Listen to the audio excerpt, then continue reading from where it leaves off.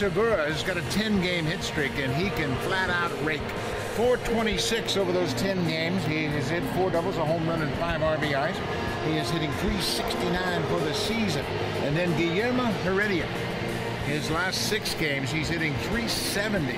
And he is in left field for tonight's game. He was detained flying out of Philadelphia because he had some visa problems. He is a native of Cuba, but he's here in the starting lineup tonight. Out here in the middle of the game last night, back in the lineup tonight. Joe Biagini will get his second start of the season. And he looked natural in his first major league start. Last time out versus Tampa Bay, so he has earned his second start.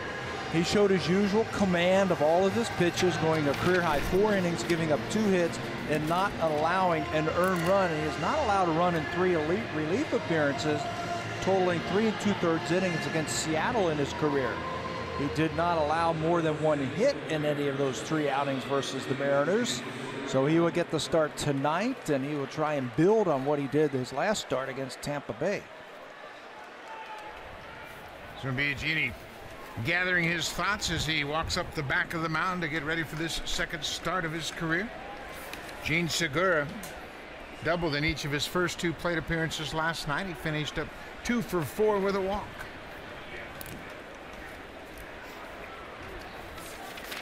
Biagini continues to work on that stretch, as Pat mentioned, and he is set. Here's the first pitch of the game. Upstairs for a ball, and we are underway. Segura is one of 5 Mariners hitting over 300. And that's pretty impressive. That's batters that have had a minimum of 60 plate appearances. That's pretty impressive. The only team in the major leagues who can say that.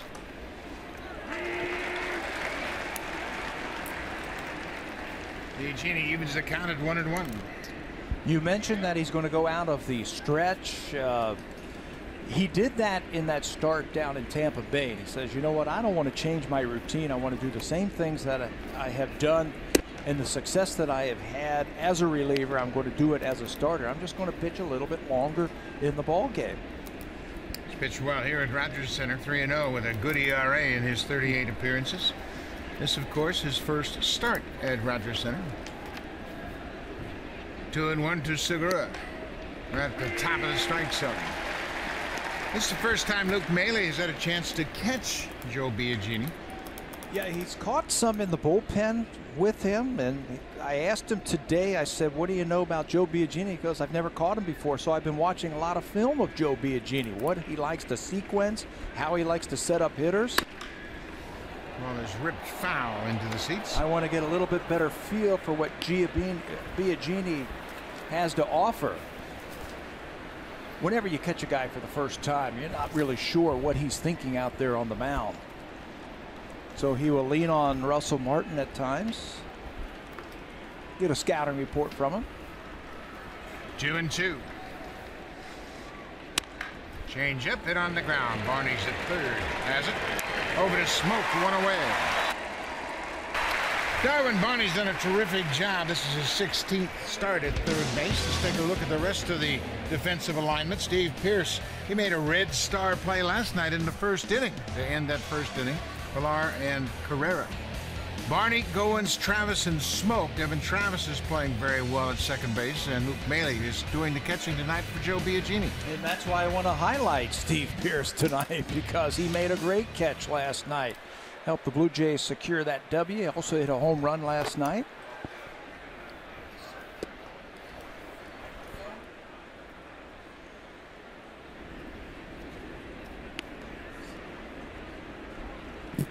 Ben Gamble. He's the right fielder again tonight. Gamble didn't have much luck last night. He was 0 for 3 with a walk, couple of strikeouts. There's that good curveball from Biagini. Gamble has come up here, and all he has done is hit since taking over for Mitch Haniger, who started the year in right field for the Seattle Mariners. He is out with an oblique injury, and there's talk that he might be able to get back when they get home. It's nice to be able to reach down into your farm system and find a guy who's hitting 350. Yeah, Gamble reached base last night with a 5th inning walk, so he's reached base 30 times in his last 14 games. Bounce that 2-seamer in the dirt. There's his numbers over his last 8 games. 438 average. 4 doubles, a home run. He's driven in 8. This club can hit. They got a bunch of good hitters up and down the order. We got one of their hitters out in Robinson Cano, but it doesn't stop this team offensively. Everybody just moves up one spot.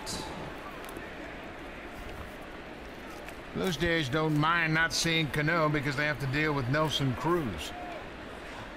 Cruz has always hit well here at Rogers Center. Last night he hit a home run in the first, and Cano is still taking care of his legs.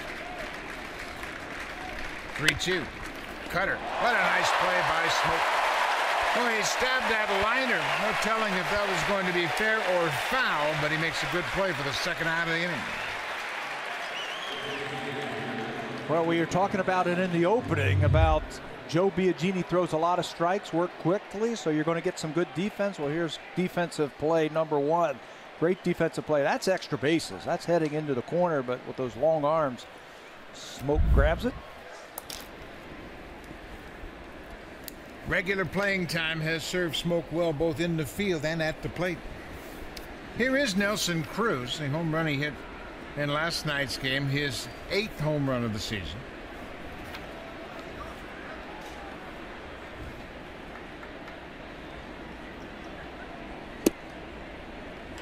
Well, that's a great first pitch. To be able to get that curveball over for a strike on the first pitch of an at-bat is a real bonus.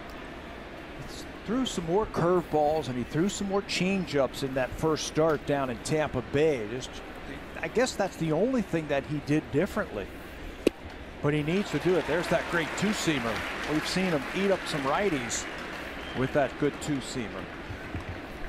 He's got a terrific complement of pitches, and he's worked hard to refine them all.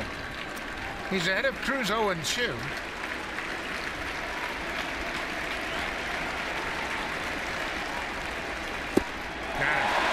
Another sinking fastball for the strikeout. Biagini retires the side in order, top of the first.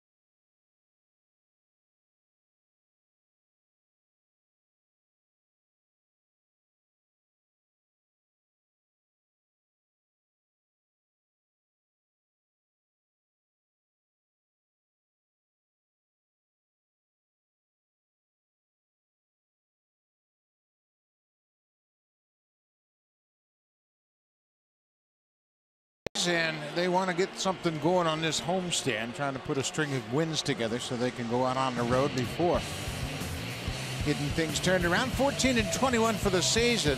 Top of the order, Kevin Pillar, Ezekiel Carrera, Jose Bautista, and Justin Smoke.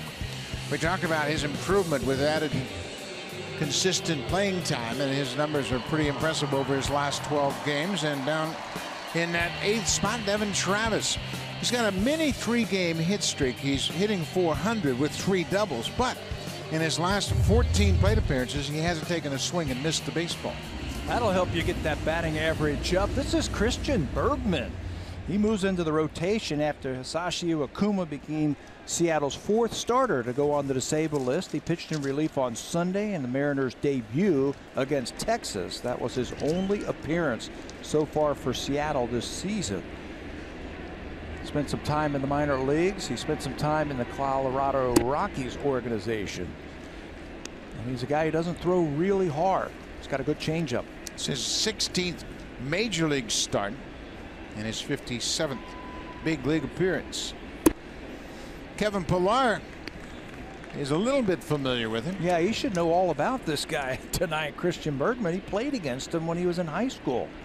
He said Bergman was a shortstop and a pitcher. He says, I remember facing him. I asked him, did you get any hits off him? He goes, I can't remember that, but I remember him. Bergman grew up in La Cañada, California, just north of Pasadena. Pillar grew up in the San Fernando Valley, went to Chatsworth High School. As you would imagine out there in that part of California, pretty good sports programs in high school. A lot of great baseball players. Pillar takes ball 4. He's on again. Defensively, different look in the lineup, the way they have set up defensively tonight. Guillermo Heredia is in left field. Gerard Dyson's in center, and Ben Gamble back in right.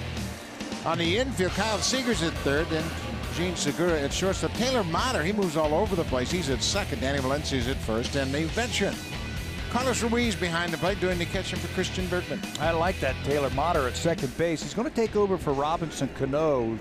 Suffered a quad strain on Tuesday night in Philadelphia after hitting a homer and a double. He tried to play the next day, got 4 hits, and then just can't go here in Toronto. So Taylor Motter will get the start at second base. He is a jack of all trades. He can play all over the place. This is his first start at second base. Last night, Mike Freeman was the first player other than Robinson Cano to get a start at second base for Seattle. Motter's played some games at third base and in the outfield. He started 3 games at first, 2 games at third, and 3 games in left. A super utility player. Breaking ball inside. Carlos Ruiz, we mentioned the veterans behind the plate handling Bergman in his start, and Ruiz making his 12th start of the season. Of course, the longtime backstop of the Philadelphia Phillies. He's trying to cheer him on to get him into the strike zone. He's 6 for 6.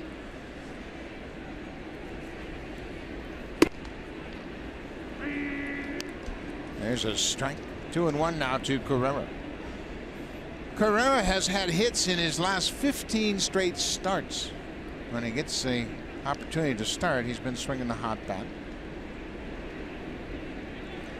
Saw that thumb flip. That's a universal sign for throw to first. Throw on over to first base. I asked Pillar today, I said, do you have the green light? And he said, yes, I do. If I feel like I can get a good jump, I feel like I can get a start against a pitcher and the catcher, and I have a pretty good idea of the pitch, I'll take off over first base. Out running here, and there's another base hit for Carrera. 3rd straight game that Pillar and Carrera have started the ball game reaching base. 2 aboard, nobody out. Let's check out what Christian Bergman features. Well, he's a starter. He was a starter in the minor leagues, so you figure he's got all 4 of the pitches: fastball, cutter, curveball, changeup, and there are the percentages. But take a look at the batting average against. This is from 2016. They hit .348 against the fastball, .353 against the cutter, .750 on the curveball, and over .300 on the changeup. He's going to have to mix his pitches up and mix up speeds, change speeds, throw strikes, and work quickly. Bergman is now 29 years old. He was drafted out of the University of California, Irvine. Bautista takes a strike.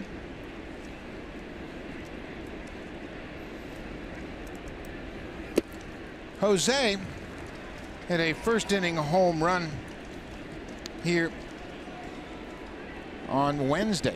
A 3-run home run on Wednesday. That was his 49th first inning home run of his career. That's the second most, only to Albert Pujols, who has 62 since 2005. So Bautista comes out swinging in the first. Little cutter catches the outside corner. Well, they want to get him right on top of the plate, and his angle is to try and pull the ball to left field like he did on that home run. There he is, right on top of the plate. That back foot on that back line, just daring that pitcher to come inside. Ground ball to short. Segura to second for 1. Motter to first. Double play. So Bautista bounces into the double play. Segura, the shortstop, starting it. Taylor Motter looked very comfortable at second, turning to. So that'll bring Justin Smoke to the plate with man at third and 2 down. Sometimes when you've got guys on base, you got to go out of your comfort zone, and Justin Smoke does right there. That pitch was up and away, and he was still able to get on top of it and drive it out of the ballpark. He's been comfortable, and I think it started in spring training with him. Balanced at the plate. He's not swinging at balls in the dirt or those pitches high up over his hands. He's picking up the breaking ball very nicely this year. There's a great example of him not swinging at pitches out of his zone. Smoke 274 for the season. That's his batting average. He has 5 doubles and 6 home runs. Ground ball. Seager. And almost at straightaway shortstop makes the play. Blue Jays get the first 2 men aboard but can't cash in. They strand a runner. No score after 1 here at Rogers Center.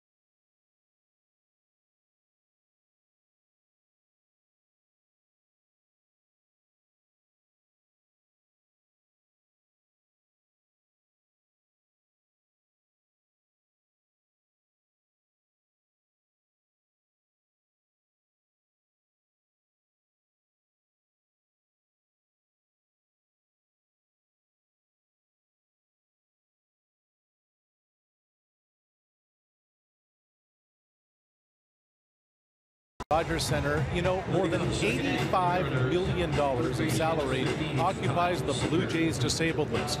But Kendrys Morales has avoided the DL. Matter of fact, he has all but lived in the massage room since Tuesday when the hamstring got to him. And this was the scene this afternoon. Morales running at about an 80 to 85% level. He said he was pain through all of it. The Blue Jays medical staff were looking for any kind of glitch when Morales ran, paying close attention to him when he was slowing down because that's where he could be the most vulnerable to flare up. No alarm bells. Morales hit in the cage today. He's available to pinch hit tonight, guys. Could be back in the lineup tomorrow. Well, that's great news, Arash, and we watched those workouts earlier this afternoon. He looked like he was getting around pretty good. Joe Biagini misses with that curveball to Kyle Seager. He said so much today around the batting cage that he feels pretty good and that he can pinch hit tonight and probably back in there over the weekend as the DH. Remember, the Blue Jays go to Atlanta for Wednesday and Thursday, no DH. So it'd be nice to get him a couple of at-bats before they head to Baltimore. Seattle just went through that 2 days in Philadelphia. Nelson Cruz had just 2 pinch hit at-bats, so John Gibbons going to miss one of his good hitters in those 2 games in Atlanta, Wednesday and Thursday, as you mentioned. Ball on a strike to Seager, the third baseman.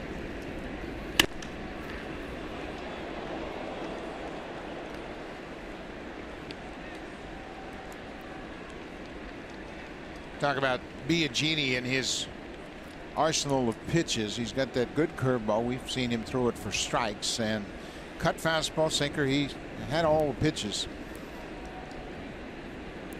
Normal routine. That's what they want to have from Joe Biagini in between starts. Just your normal routine. And he did throw a side session in between these 2 starts. It was just 15 or 20 pitches just to get a feel for being out on the mound. Pete Walker was telling me today, he said, I want him to just, in his mind, think this is just another relief appearance. It's a long relief appearance. I want him to think about 4 or 5 innings, but I don't want you to change anything. Don't start thinking like a starter and you have to pace yourself and you got to think about your pitches. Just go out there just like your normal routine. Say, Luke Maile encouraging Biagini to throw that fastball a little bit higher than the previous pitch, but it was too high for Seager's liking. 2-2 now.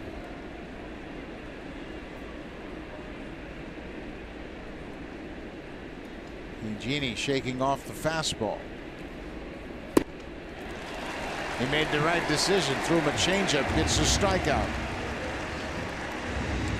Well, in that last start for Joe down in Tampa Bay, he threw 4 innings. He only gave up 2 hits and did not have an earned run. He threw 52 pitches, only 13 pitches per inning, so it was very economical. The strike percentage outstanding. How about first pitch strikes in 13 of the 15 batters that he threw? And look at the ground ball percentage. You didn't think that you'd get that from Joe. But I'll tell you what, he was under control. He says, I want to be a starter. I've always thought it was pretty cool to be a starter at the major league level. And tell you what, his stuff is starting to play up like it is a starter. Yeah, he's got starter stuff. There's no question about it. He was throughout his minor league career with the Giants. Big, strong guy. He can stand up to the rigors of starting in the majors.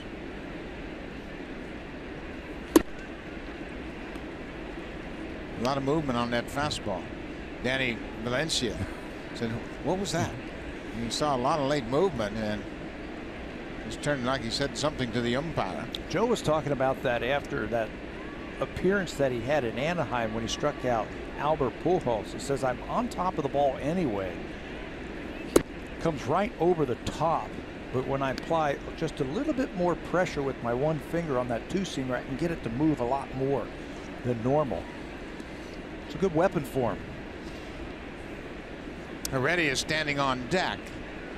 Cruz studying Biagini from the dugout. Not seen him a lot. Green light for Valencia. Pulls it on the ground to Goins. 2 away.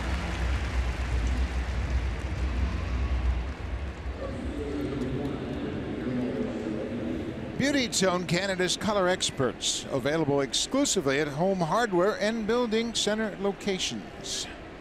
2 away for Biagini here in the second. You surprised Valencia got the green light, 3-0?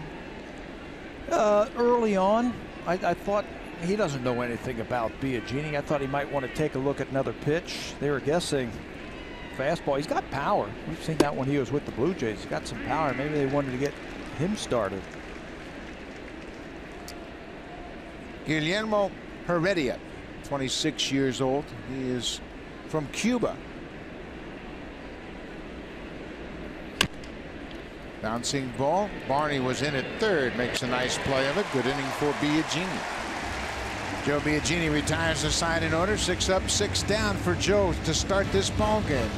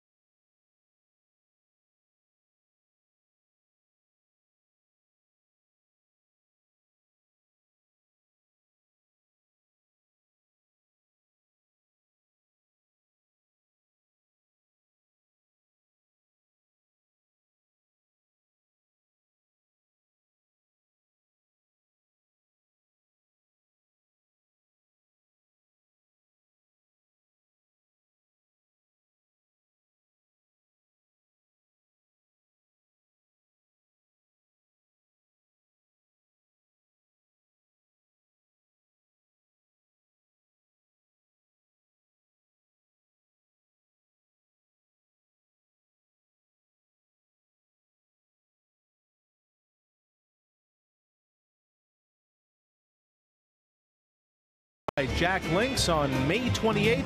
The first 20,000 fans will receive that Blue Jays cowboy hat. There'll be a pregame performance by Southtown on the WestJet flight deck. So join for an afternoon of baseball with a country twist. BlueJays.com for tickets. Buck would look good in one of those. Man. I do. I would. I like the blue too. You know, I think it's a good thing. I'm gonna have to get one of those and sport it around. Look good with my suit, don't you think? Here is Steve Pearce, the left fielder. Pearce had a big swing of the bat in last night's game, a 3-run homer in that 5-run 5th inning. You know what he didn't do? He didn't try and overpower that ball. He just took a good swing at it, just used his hands and just reacted to that pitch that was up and in. He's got plenty of power to left field. He's got 4 home runs already. Changeup. He's out in front. 4 home runs in less than 80 at bats. So he's got plenty of power.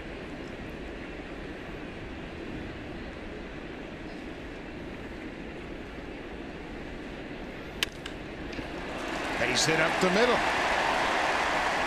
Pearce off to a good start to his night. Gets a leadoff single here in the second. And not a lot of movement. Remember, he's got 2 strikes, so you don't want to have a long, wild swing. You want to just be under control, cut things down. Steve just uses his hands right there. The eyes notice that that pitch is right there and just take it right back where it came from.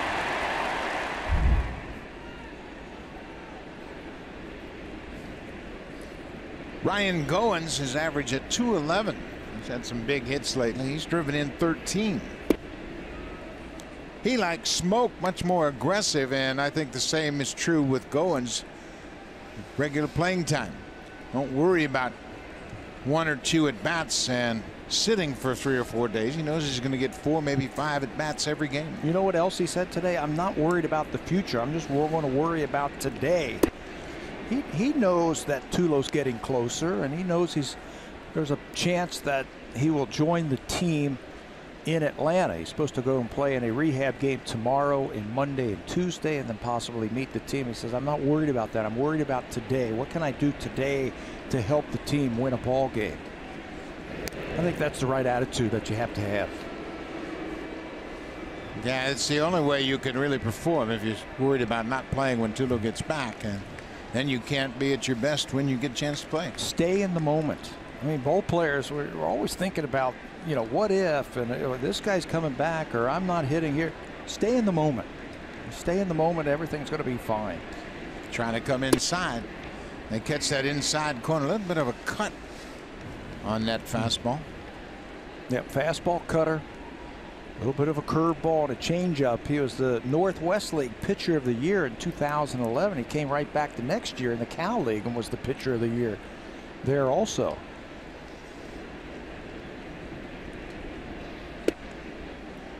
Played at Modesto in the Cal League and had a good year. Played for one of my former teammates, Len Sakata, second baseman with the Brewers. Darwin Barney waits on deck. He's another one of these extra guys that's getting a lot of at bats and making the most of his playing time.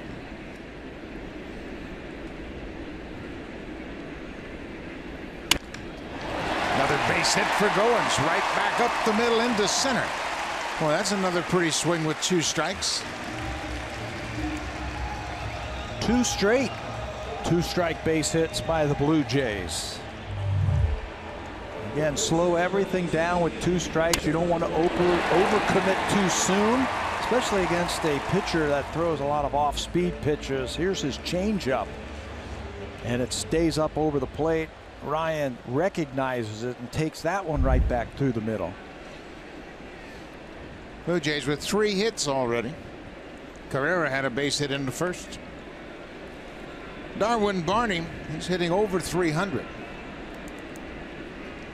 21 for 69. He squares and bunts it, and it's a beauty. Bergman goes to first. Barney delivers the sac bunt and moves the runners to second and third.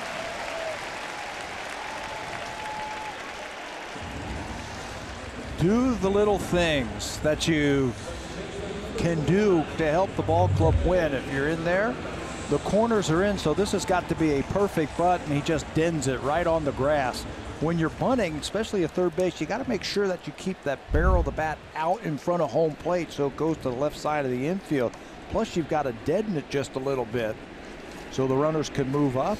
A piece of sacrifice bunting right there by Darwin. Devin Travis goes after the first pitch. Blue Jays are going to score a run. Pierce comes in to score.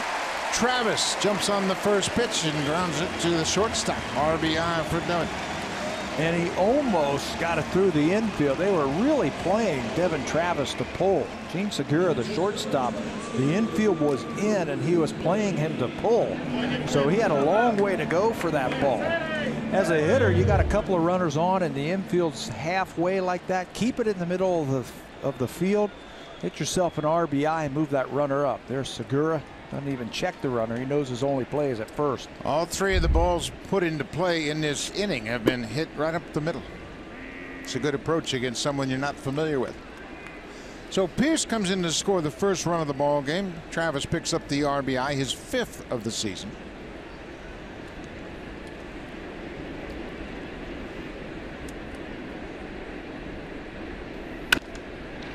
Maley hits it on the ground. Valencia flips to Bergman for the out, but the Blue Jays break out on top. Score a run on 2 hits and a sacrifice. Devin Travis now hasn't swung and missed in his last 15 plate appearances.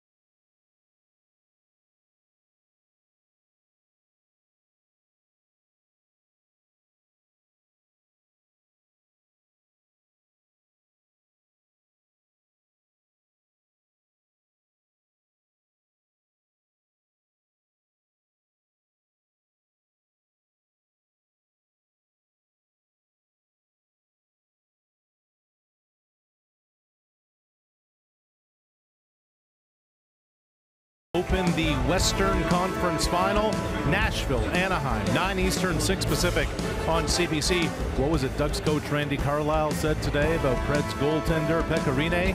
Quote, I don't think there's anybody in the league that has as much confidence as he does as far as when pucks are in the glass and dump-ins. Buck, he said the forecheck would be fruitless against Rinne. Pretty high praise. It should be an interesting series. You get a chance to see PK Subban and the Predators, and PK, of course, was at a Blue Jays game in St. Louis. Caught up with some of the Blue Jays after the game there. Russell hit a home run for him, didn't he? Yes, he did. This is the second baseman, Taylor Motter. Russell, of course, on the shelf, and hopefully he'll be back at the end of his 10-day DL stint.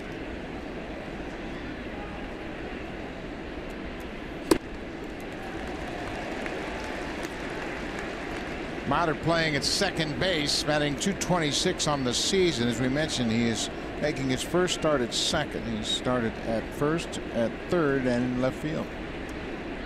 He was with Tampa Bay last year. And Derek Shelton was his hitting coach. Derek Shelton really likes him also. Says he's just a baseball player. You can put him anywhere on the field and he's going to help you. He could swing the bat a little bit too. I was surprised Tampa Bay gave up on him so quickly. He fits their profile, doesn't he? Does he ever? A guy that moves around, Plays different positions, gives them a lot of versatility. Can run, throw a little bit, can swing it. Came up through their system. Surprised they gave him up. Foul ball just wide of third past Barney.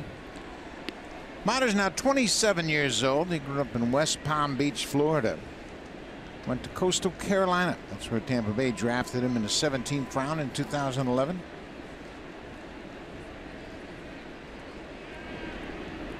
Got into 34 games last year with Tampa Bay. Passed Devin Travis into center. Ball was up out over the plate, and he stayed right with it. First base runner for Seattle.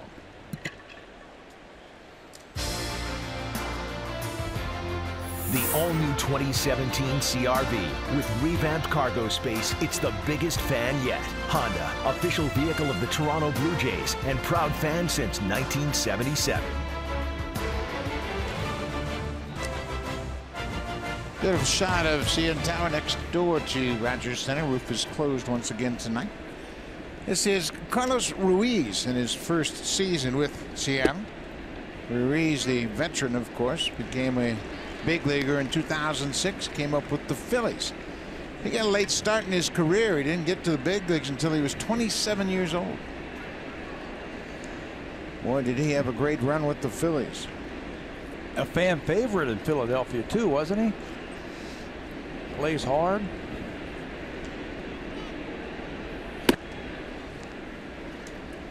They call him Chooch. That's been his nickname since he came up with the Phillies, and he didn't sign until he was 21. He was out of Panama. He was signed as a free agent. That's why it was a late start to his big league career. He was an all-star in 2012 when he hit .325 for the Phillies. Motter looks like he wants to run, not going here, and Biagini delivers a strike. He does look like he wants to run over there at first base, and Biagini did a good thing. He held the ball just a little bit longer against Motter. Ruiz, if you throw him that good sinker, is a candidate for a double play ball. So you got to figure that Motter, who could run a little bit, he's 2 for 2 in stolen bases, want to stay out of the double play.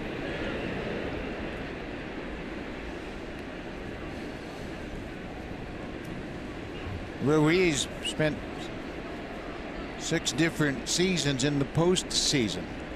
Got into a total 12 series in the postseason. Played in 53 games in the postseason. There goes the runner. Foul enough. You were all over it, Pat. They started the runner, Motter, and he looked like he slid into second. Didn't know where that ball was. Gonna have to fix his hair. Devin Travis told him there wasn't going to be a play there. A lot of times second baseman will come in to get ready for that throw and then just run right through the bag like Devin did. A little hint to that runner that there's not going to be a play.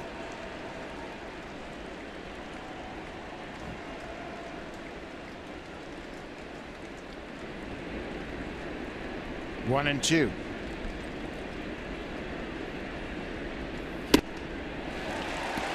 Ruiz strikes out, third strikeout of the game, 1 away. Let's check in with Jamie Campbell.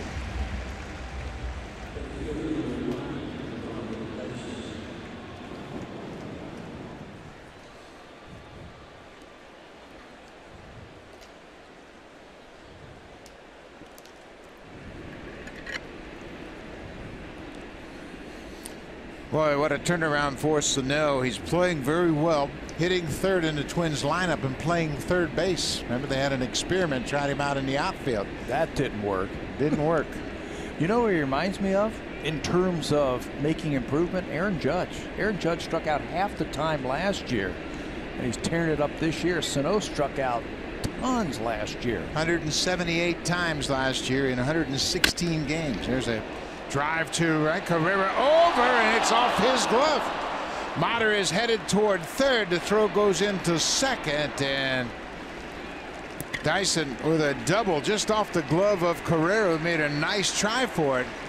Looked like he got his glove on it and kept it from going all the way up against the wall. He had some closing speed on that line drive off the bat of Dyson, and that closing speed looked like it was going to give him a chance. He's bunching him in the outfield, and it's hit to his glove side. He dives. Looks like he had a chance to catch it,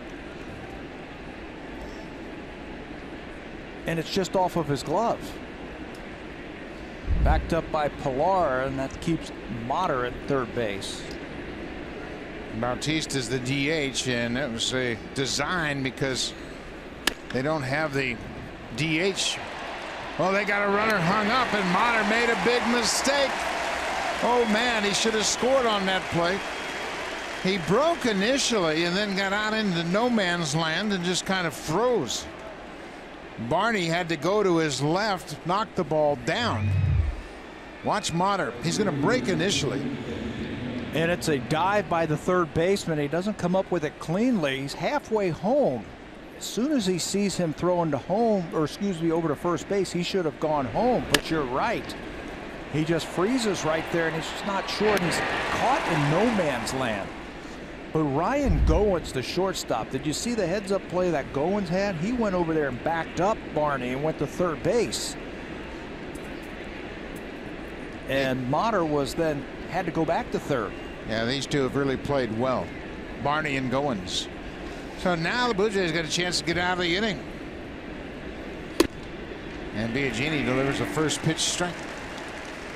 Well, that's a big break for the Blue Jays.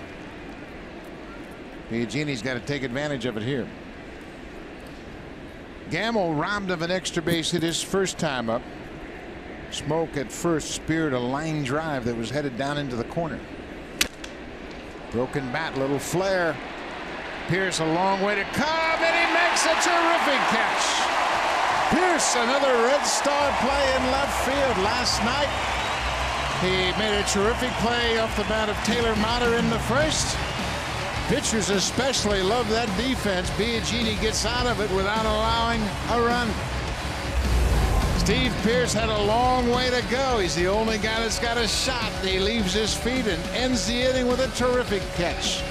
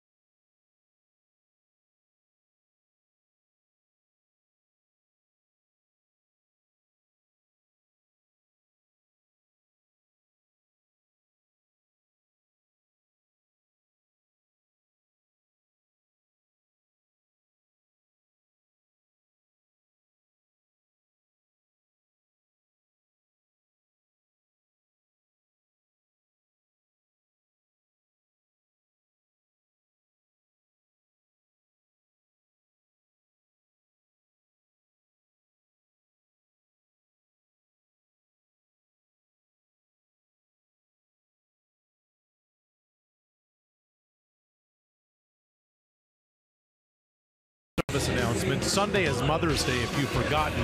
Here's the rest. The first 20,000 fans who come here for it will receive a Marco Estrada bobblehead doll. You can join on the 200-level WestJet flight deck for an oasis dedicated to pampering mom. That's this Sunday, Mariners Blue Jays finale. BlueJays.com for tickets. That's a nice touch with Marco Estrada bobblehead being given away on Mother's Day because he and his mother. A terrific story about their leaving Mexico, moving to Southern California, and that's all chronicled in the documentary that'll air Sunday. It's called The Road, coming up after our ball game on Sunday, so make sure you check it out.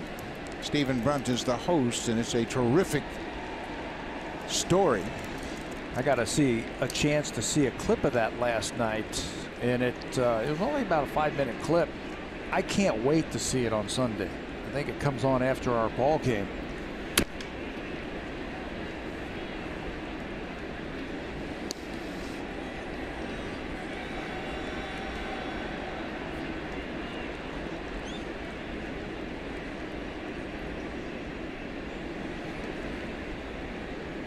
Smoke sharing information with Brooke Jacoby, and Justin grounded out his first time up. Pilar smokes that into left field. Boy, he's swinging the bat good.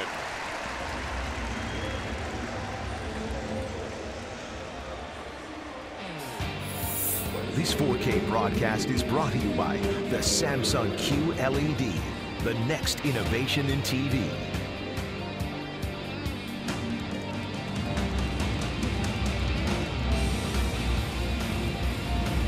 Ezekiel Carrera single to left his first time up. Boy, Pilar and Carrera, they've been doing a job top of the order. Getting on base a lot. That should give the guys in the middle of the lineup chances for RBIs. I think that's 4 two-strike hits now by the Blue Jays tonight.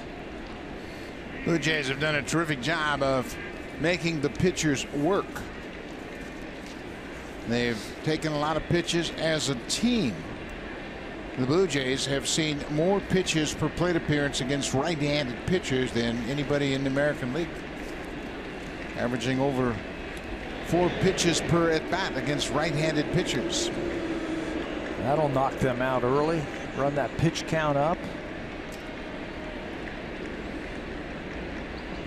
Bergman's getting ahead of the Blue Jays. He just hasn't been able to get him out with 2 strikes.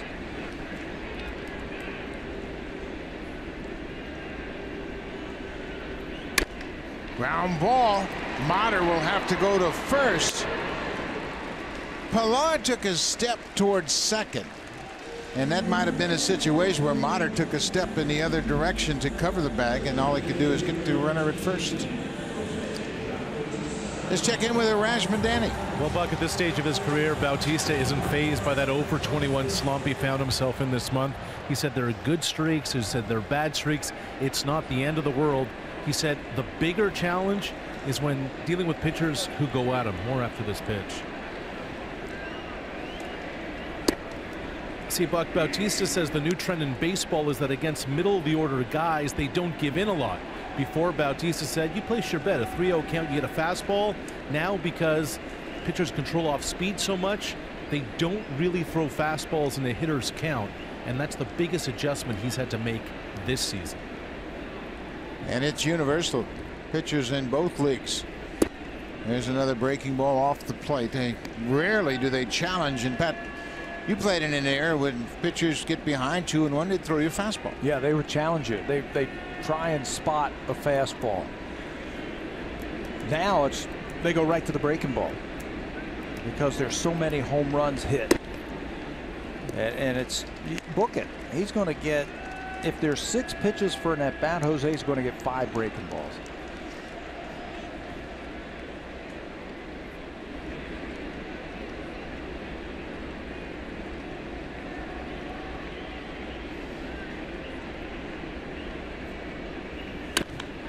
Swinging a drive, left field, stay fair, ball, stay fair, and gone. Bautista, another home run. This one a 2-run homer. Home run number 4. You know, that's one thing that we have noticed since the calendar has flipped to May, that the Blue Jays are starting to hit home runs again. The timing is starting to come at the plate for the Jays. Bautista with a big home run. Looked like a changeup that was down and in, and he stayed down and threw that one. Gives the Blue Jays a 3-0 lead. Jays have now hit 17 home runs in their last 11 games. 2 RBIs for Jose. You're tempted when you see a changeup out of the hand like that to be a little bit too quick and you yank it foul. But here's the changeup. It stays over the plate, slows everything down, and he's able to keep it fair as he bangs it off the foul pole down the left field line.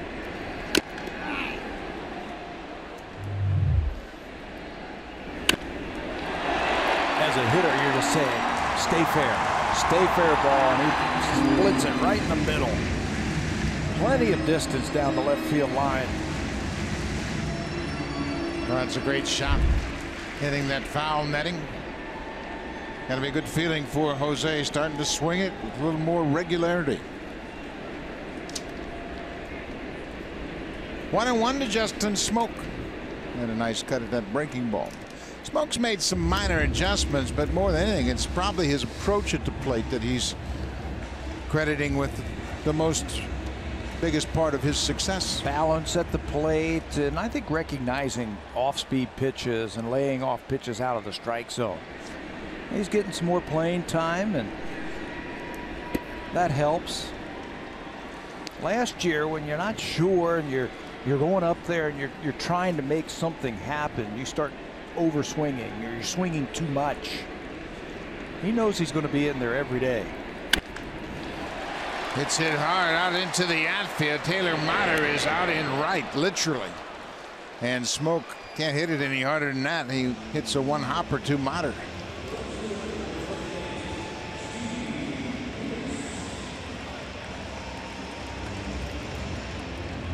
Blue Jays as a team starting to swing the mats much more consistently. Carrera's got a hit tonight. Pillar's got a hit tonight. Bautista hits a 2-run home run. Pierce, Goins, they both have hits. 2 strike hits. We've seen 4 of them already tonight. Little check swing, Tapper back to the mound. Pierce won't be happy about that one. But the Blue Jays get a couple more runs thanks to that man, Jose Bautista. A 2-run home run. This is his 4th of the season. Hits it high off the netting down the left field line. 3-0 Blue Jays.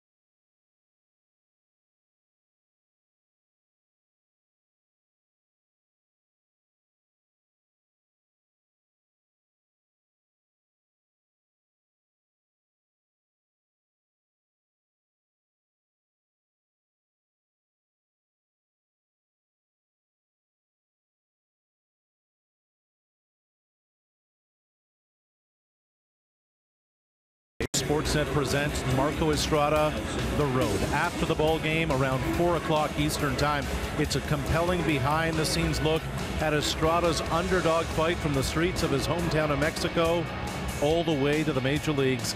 The background story is incredible. The Road, Sunday on Sportsnet after the Blue Jays and the Mariners. Guys? Well, make sure you check it out. It's a great story. Stephen Brunton does a terrific job with these documentaries, and it's really interesting, and it's a very fitting time to show that on Mother's Day.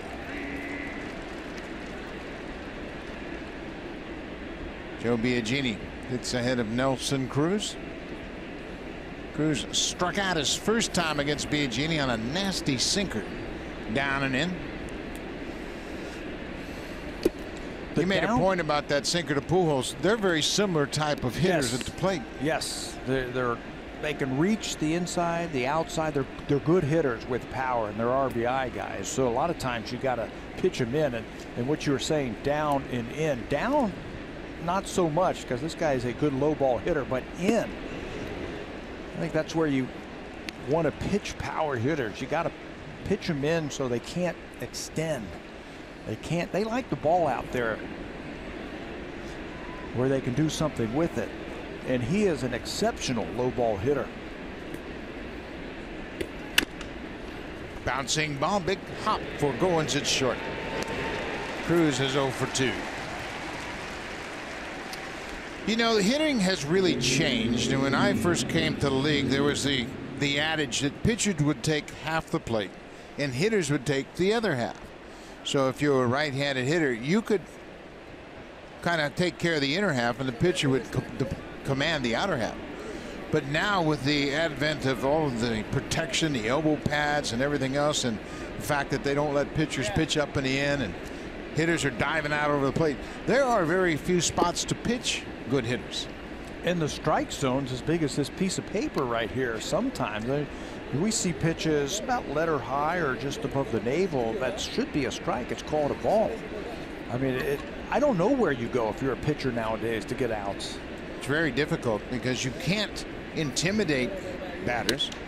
And that ball is hit high and deep to right, but Carrera's got some room. He's right on the edge of the track and makes the catch. 2 away.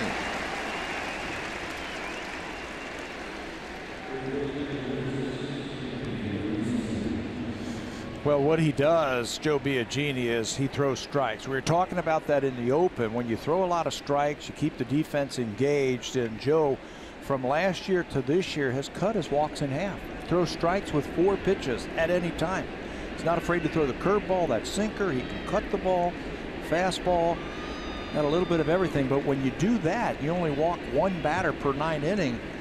Puts the team, the offensive team, I think, on the defensive. And it also keeps your defense engaged. They're not standing out there watching you throw ball after ball. You get good defensive support behind you and keeps your pitch count down. They pitch deeper into the game. That's driven down the right side, and that's going to go all the way into the corner. Danny Valencia headed to second with his 6th double. It comes with 2 outs here in the 4th. They gave him the green light last time up 3-0 and grounded out the shortstop. Brought him in over here to Seattle to give him some offense from the right side, playing first base every day now. There's Joe's numbers. He's on a pitch count today. There's somewhere between 70 and 80 is the count. So let's say 75, whatever inning that takes him to. That's what you're going to get from Joe tonight. 50 pitches through 3 2/3 innings. Pretty efficient. Guillermo Heredia grounded out to third base.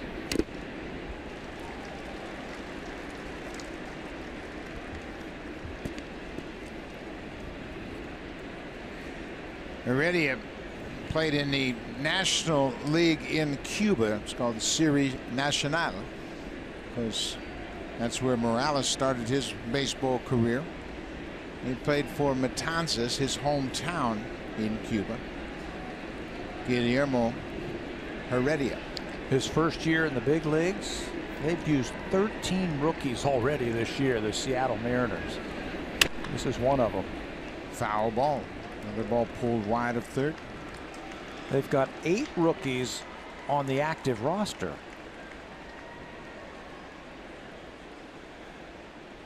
Talk about injuries. They've been battling some injuries this year, the Seattle Mariners. 35 games in. Yeah, it's universal. And of course, now their great second baseman, Robinson Cano, is not on a disabled list, but he's unable to play. Longtime trainer Rick Griffin, 35 years of service with the Mariners. 0-2 to Heredia. In the air. Pilar calls for it. Carrera is there, and again they have trouble all the time. Whether Carrera is playing left or right, they got to get their signals straight. But Biagini leaves another base runner. 2-out double. Stranded.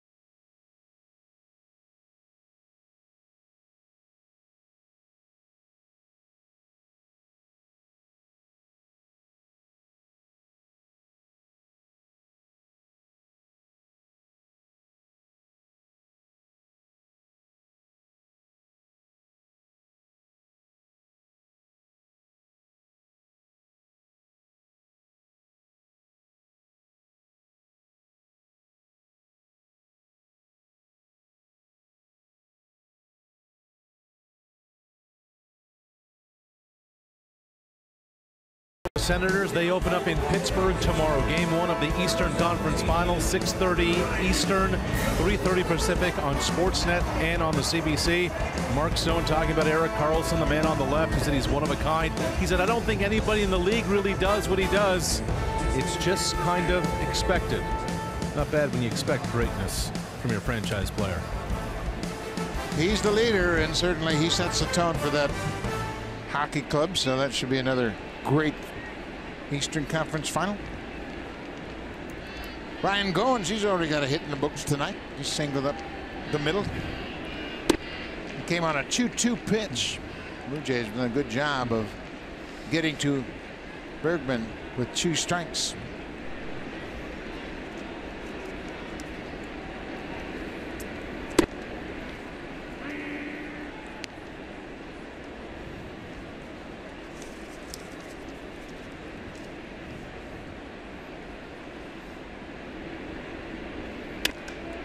Ball is driven down the left side, but it's going to slice out of play. Well, with all the injuries that the Blue Jays have had, you got to look for somebody else to get some contributions, and the Blue Jays are getting it from Ryan Goins. He leads his team. He's actually tied with Pierce and Smoke for the most RBIs in the month of May, with 9 of them already. Ryan Goins playing his usual great shortstop, and he's also contributing with the bat now. This is popped up and playable in foul territory. That's Kyle Seager making the catch. Goins retired, 1 away.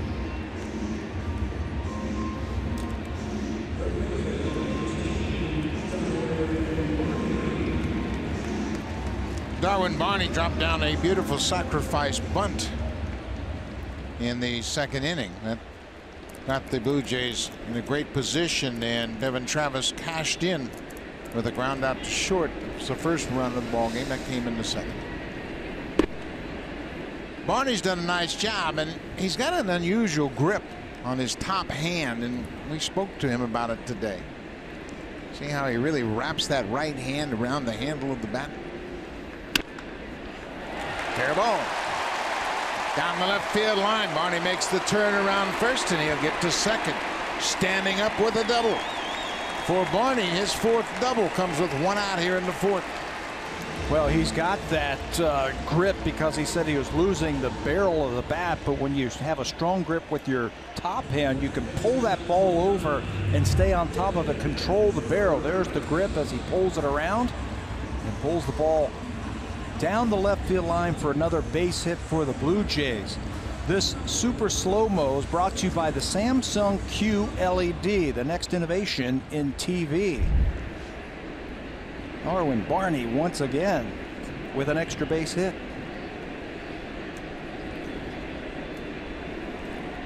Devin Travis picked up an RBI with a ground ball to short. His first time up. Takes his strike.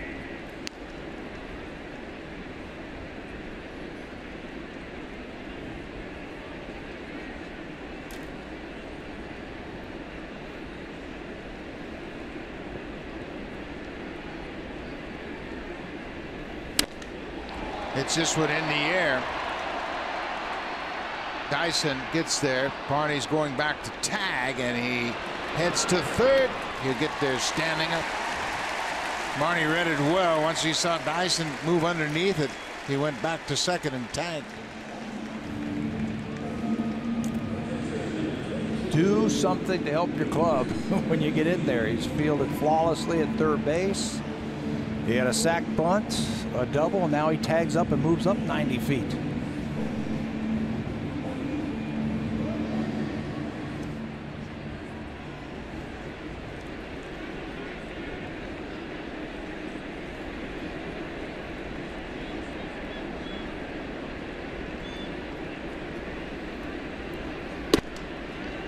Breaking ball missed inside. Good time for your first ribby right here for the Blue Jays. Luke, little 2-out lightning.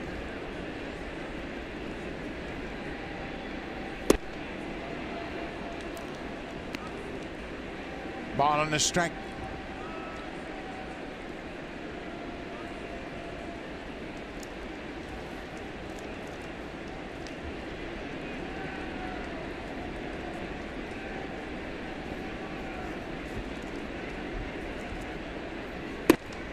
Off the plate inside.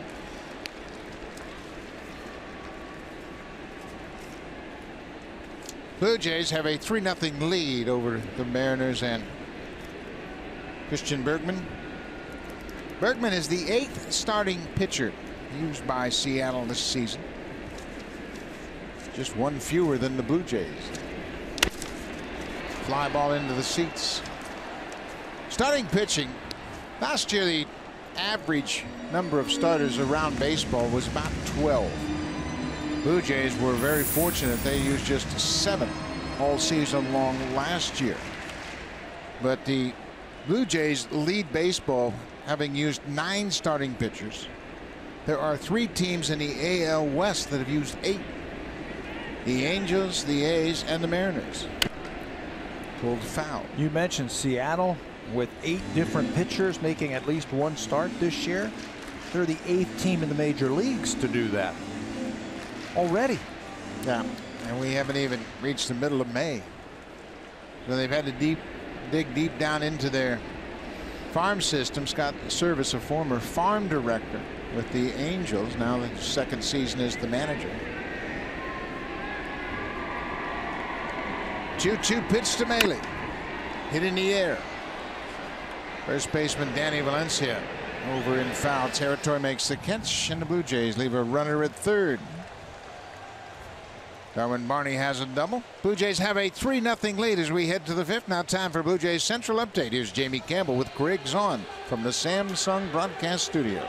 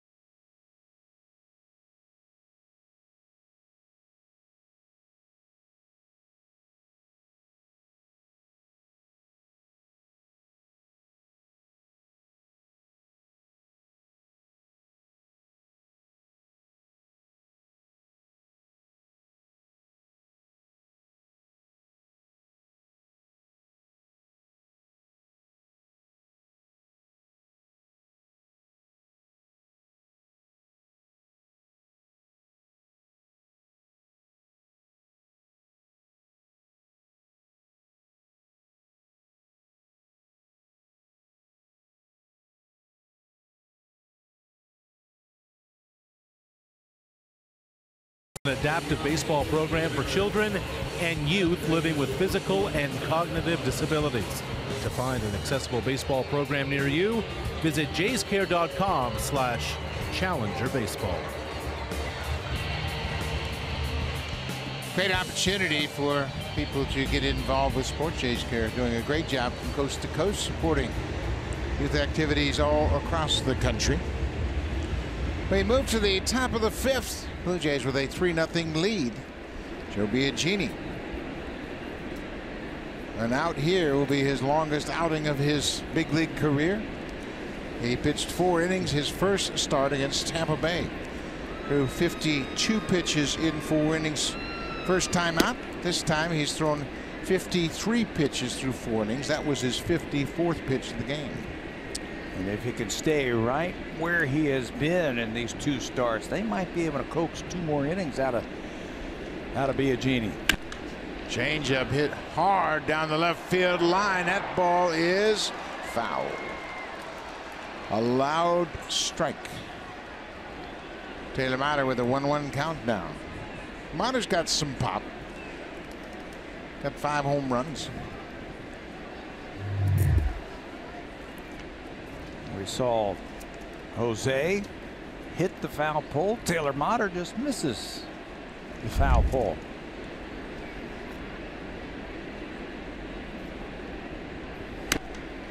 It's jammed on that one. Motter came into this ball game with just 84 at bats, 10 doubles, 5 home runs, and 15 ribbies. Got a little pop. Boy, Houston, you can't slow Houston down. They have a 3-0 lead over the Yankees, and they've done some nice work. Tampa Bay 2-0 top of the 4th over the Red Sox at Fenway. This is popped up middle of the infield. Travis right at the edge of the dirt makes the catch. 1 away.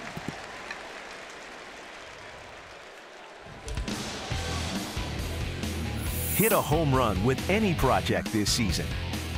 Home Hardware, proud sponsor of the Toronto Blue Jays.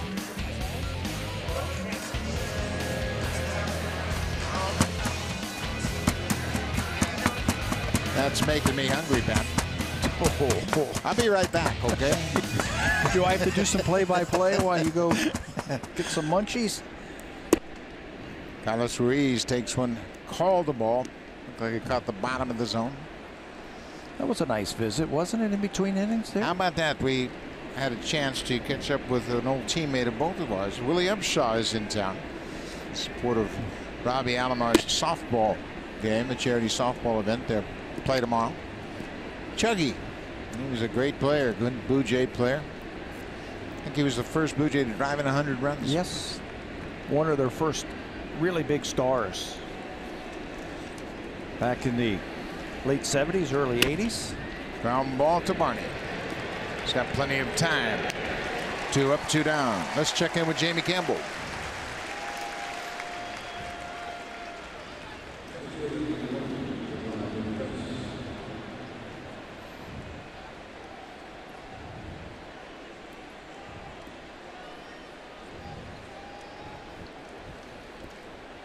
The Astros did a terrific job in the offseason, in my mind. They brought in Brian McCann, Carlos Beltran, and Josh Reddick. 3 veteran players that have really had a positive impact on that Astros team. But you know what they're doing this year, Buck? They're pitching. Dallas Keuchel last night, Lance McCullers tonight. They lead the American League in earned run average. Keuchel is 6-0. He's pitching with his best ground ball percentage of his career, 64.4% ground balls. Keuchel's also extremely efficient. He's averaging 13.5 pitches per inning. So he's done a terrific job. As you see, Danny Barnes starting to loosen up for the Blue Jays. Biagini, 62 pitches with 2 outs here in the 5th.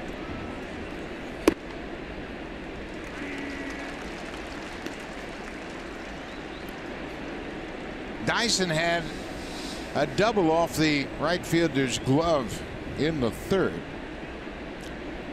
So it was 2nd and 3rd, 1 out. And the Mariners didn't score. Hits it on the ground. Goins. In plenty of time, Joe Biagini. He is qualified for a win. 5 innings in the book. He has a 3-0 lead. Lots of young fans here, and that young fan gets a baseball. And look at that smile.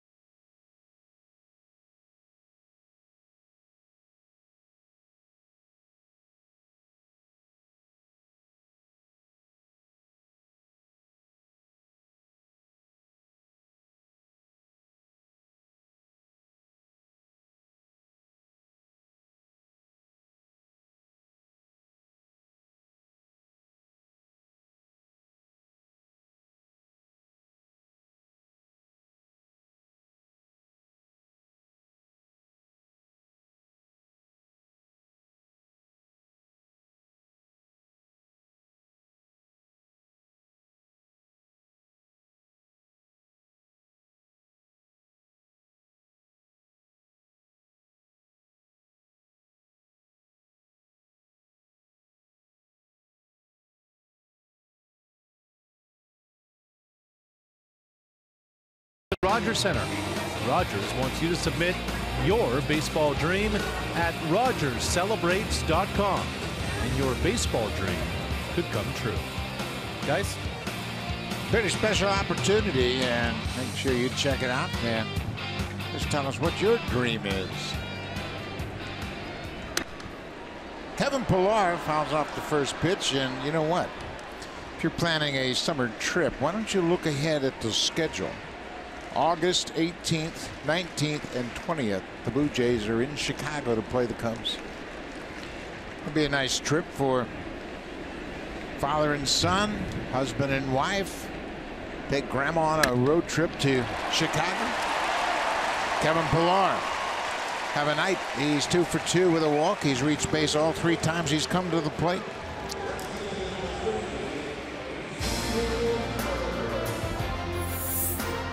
The Honda Checkered Flag event is back. Get there fast, leave even faster.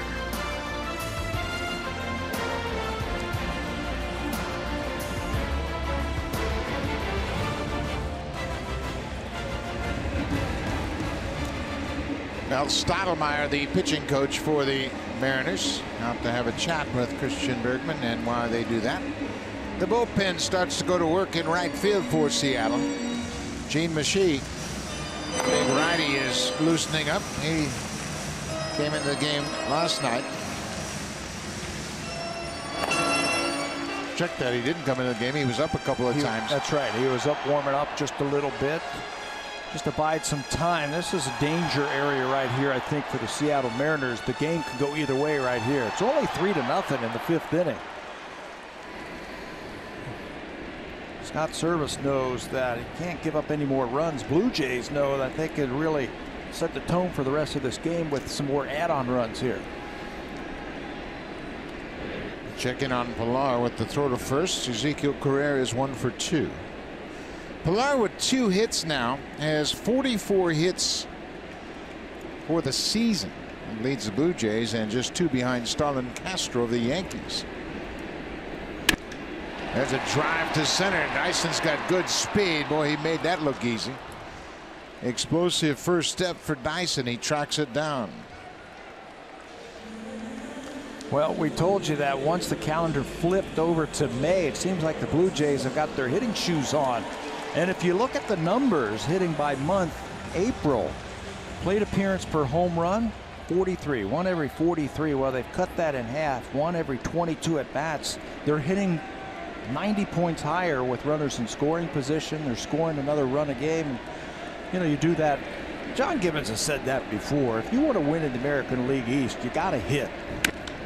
Bautista drills this one to center, but that's going to hang up for Dyson. So 2 outs after the Pillar leadoff single. A couple of fly balls to center.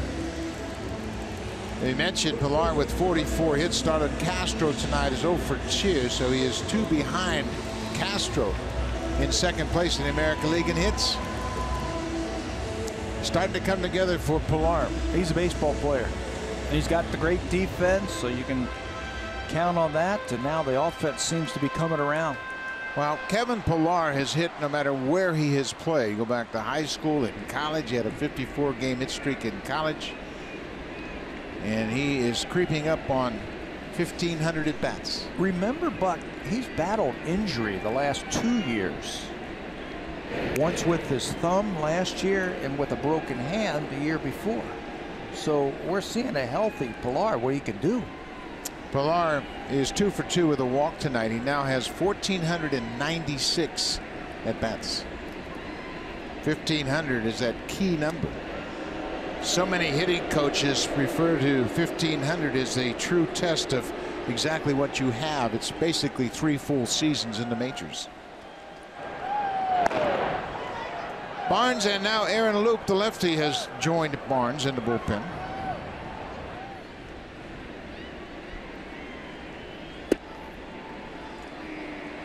Smoke has grounded out twice, and the last time he grounded out, I think you could say it was to the right fielder, basically, because that's where Taylor Motter is right now.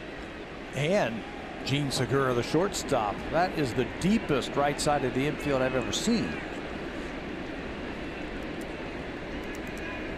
There goes Pilar, and Smoke fouls it off.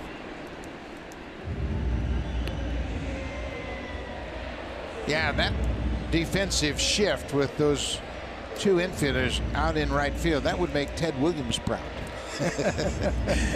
And he's the one that started all of this way back in the 40s and into the 50s. And with that shift, that's Kyle Seager playing right by second base, the shortstop. Kevin Pillar took off on that play. You got to think that if he goes, he can go first to third on a steal attempt. So if he goes into second base, slides, and the throw's late, just get up and run. There's going to be nobody at third base. I think he's already thinking about that. I think he should just go in standing up and turn and go to third. Just go like you're running run first around, to third? Yeah. Just hope the throw's a little bit late. Just keep running.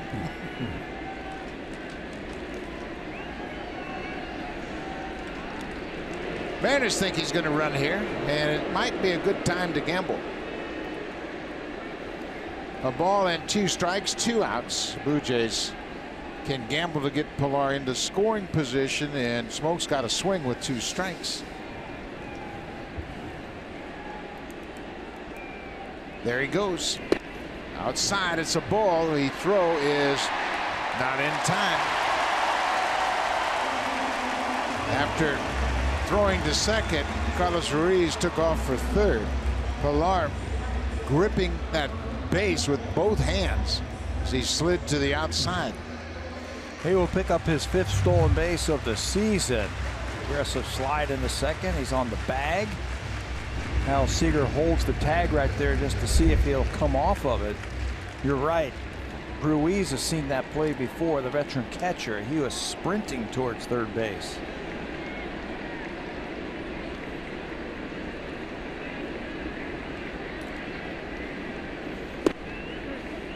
Smoke called out on strikes. Takes a fastball down and away. That's the first strikeout of the ball game for Christian Bergman, but he's hanging in there. Blue Jays have a 3-0 lead. Joe Biagini out for the 6th.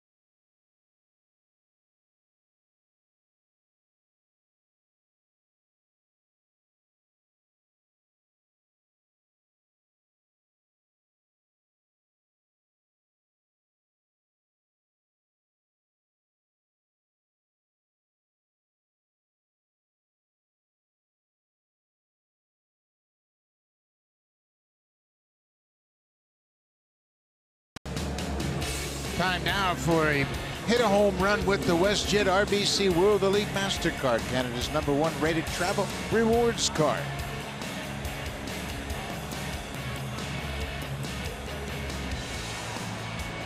Enjoying those comfy green chairs in the TD Comfort Zone are guests from one of TD's community partners. Welcome to the ballpark and congratulations. You got some good seats right there in the TD Comfort Zone.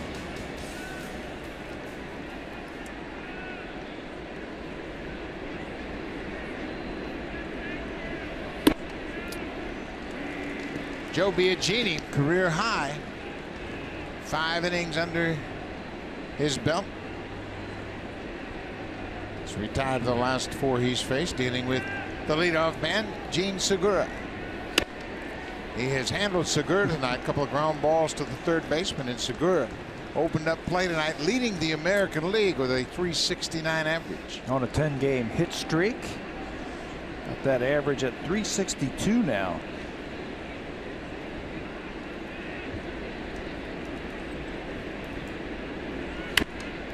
High curveball, he hacks that. Maley will give it a look, but it's behind the dugout, out of play. Joe's done a nice job again tonight, catching his breath. 67 pitches. Pitching here in the 6th. Previous longest outing of his career, 4 innings in his last start at Tampa Bay. Still in pretty good shape. About 10 pitches away from his max. That's why the Blue Jays have some action in the pen. They help to get this guy. Ground ball, pass Goins into center. Segura takes a wide turn, a leadoff single here in the 6th. Let's check in with Jay McHale. Oh, Gibby's going to make a pitching change.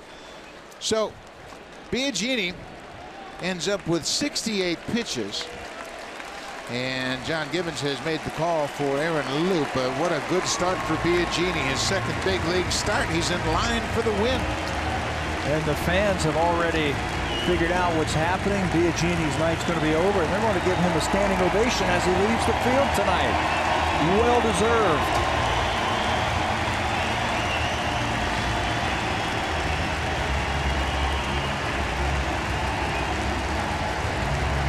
Tip of the cap from Biagini, his first start here in front of the home crowd. Another terrific outing for Joe Biagini.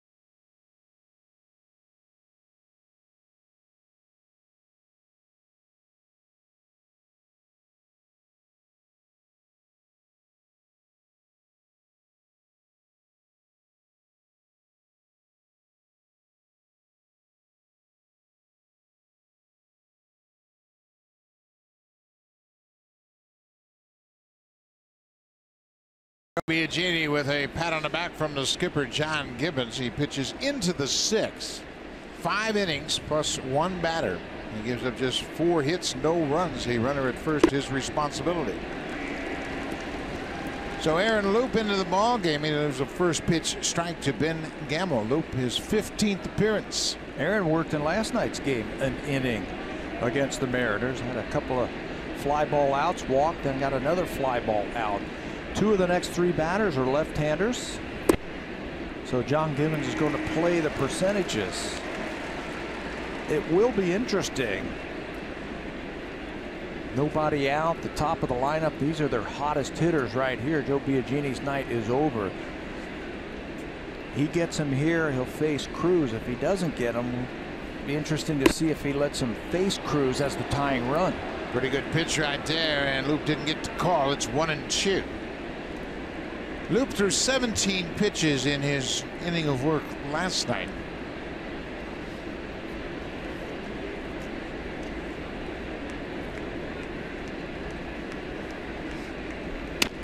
Ground ball. Barney at third, goes to second for 1. Not in time. Back to first. Wasn't that sharply hit. Barney had to wait on it at third. Only get us the lead runner at second. He's going to go to him right away. Thought he might give him another shot here with Cruz, but he said, you know what, Aaron, just give me one out against the left-hander. John was saying today that his bullpen is in really good shape because of the add-on runs yesterday.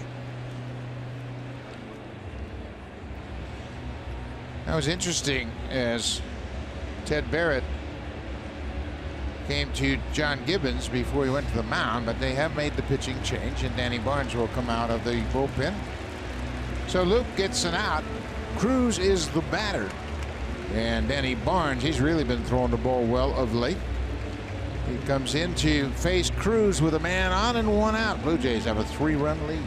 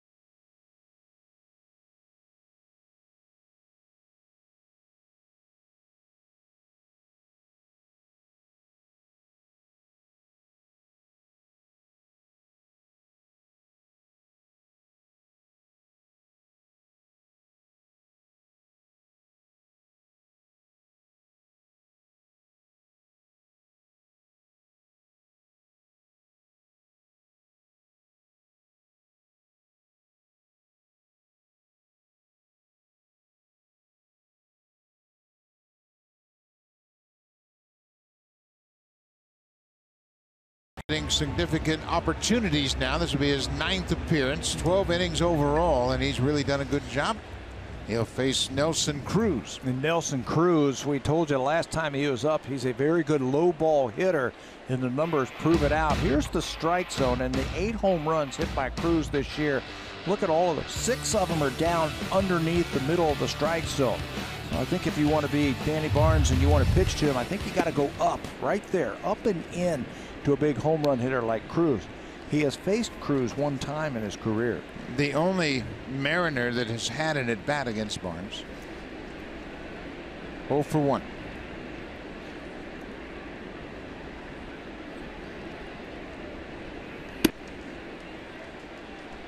No swing according to Angel Hernandez down at first.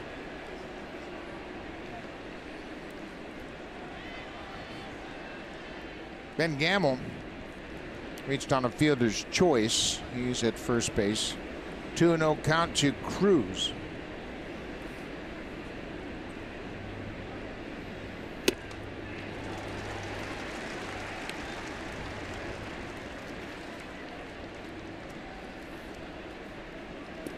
Cruz is 0 for 2. Biagini struck him out in the first and got him to ground out in the 4th.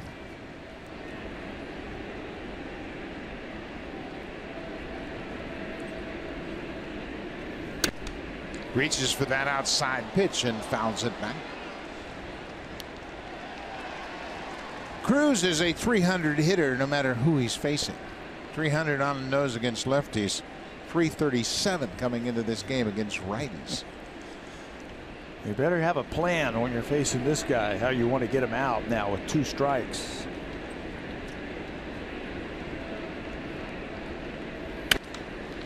Up in the air.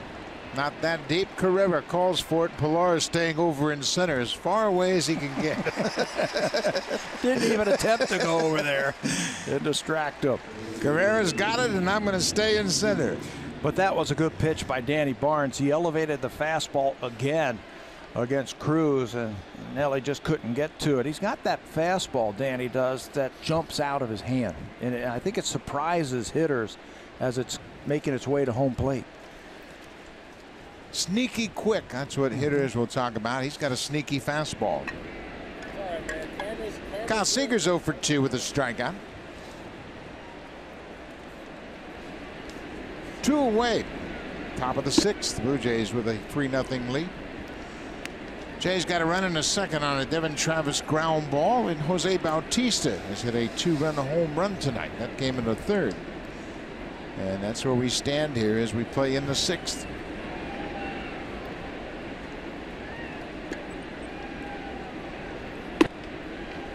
Two and 0. Barnes is known as a strike thrower. Got a fastball, slider, and a changeup. And he is a type of guy who can come in and out of that bullpen and just throw you strikes. Not afraid to use his changeup whenever he needs it.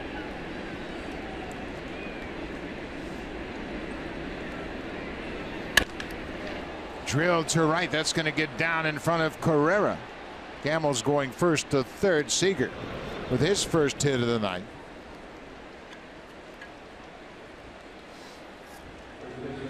So Barnes gets Cruz, but gives up the 2-out single to Seager. Now Danny Valencia, righty. 2-0 fastball. Thought he might throw him a changeup just to give him something different, and Kyle Seager squares it up. Hey, there's something about Rogers Center that Kyle Seager likes. He likes hitting in this ballpark. I remember seeing him a few years ago when he was a rookie and thought he was a pretty darn good hitter. Kyle Seager is now hit in 17 of 22 career games here at Rogers Center. He has the 3rd highest batting average among active players hitting here at Rogers Center among visiting players. Seager came into this game trailing Carlos Santana and Adrian Gonzalez, the only hitters to have a higher batting average here at Rogers Center. Danny Valencia behind 0-1. There's that changeup. 2 in a row to him. He knows that Valencia can hit a fastball.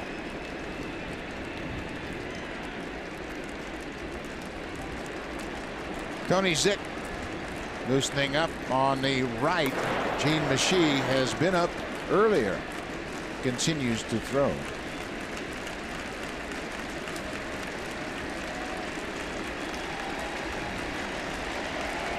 Barnes ahead 0-2. Upstairs.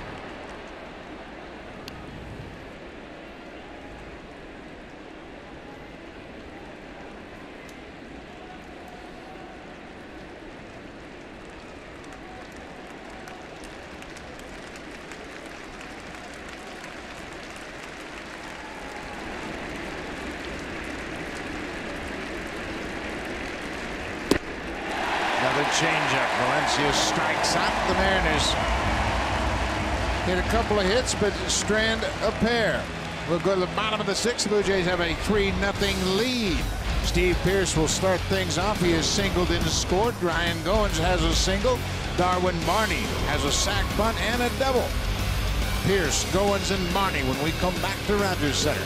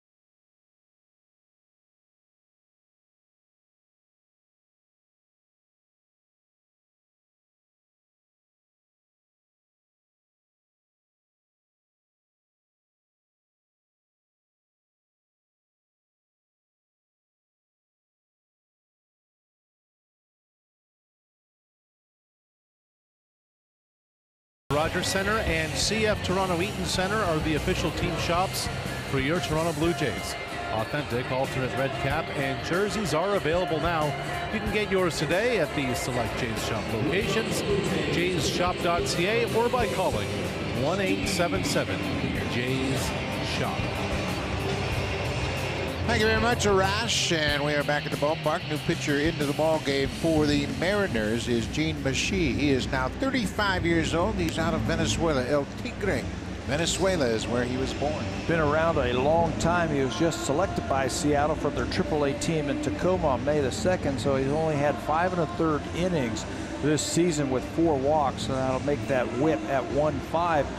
He was signed by the Phillies originally in 2000, and after 13 years in the minor leagues, he was called up by the Giants in 2012. Which he's been around a long time, and he's played with a lot of teams. Spent a couple of years with the Blue Jays in Double-A New Hampshire, 2007 and 2008. Working to Steve Pearce. Pearce is 1 for 2. Pearce scored the first run of the ball game. Had a leadoff single in the second. Goins singled right behind him. Darwin Barney bunted the 2 base runners over to second and third, and then Devin Travis had a ground ball to short to score Pearce. He knows that Steve Pearce likes that fastball on the first pitch, so he throws him a breaking ball, and he throws him another one. Pearce had a check swing tapper back to the mound in the third, and he's not pleased about that check swing there. He's a power pitcher, and he'll come right after you. See, he sets that ball in there in that split grip that he sets right in his fingers, so he doesn't have to change to it when he goes to it.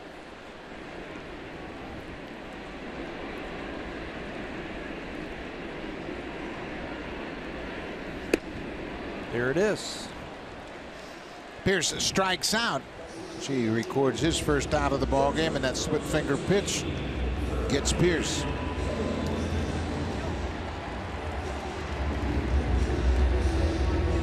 But she has pitched literally all over the world. He has pitched in Mexico. He's pitched in winter ball in Venezuela. Pat mentioned he came up with the Giants in 2012, got into 8 games. He's also pitched in the Rays organization. You mentioned the Blue Jays, the Pirates, the Cubs, the Red Sox. Goins hits one off the end of the bat. That's going to drop for a base hit. Ryan Goins picks up his second hit of the night. A 1-out single.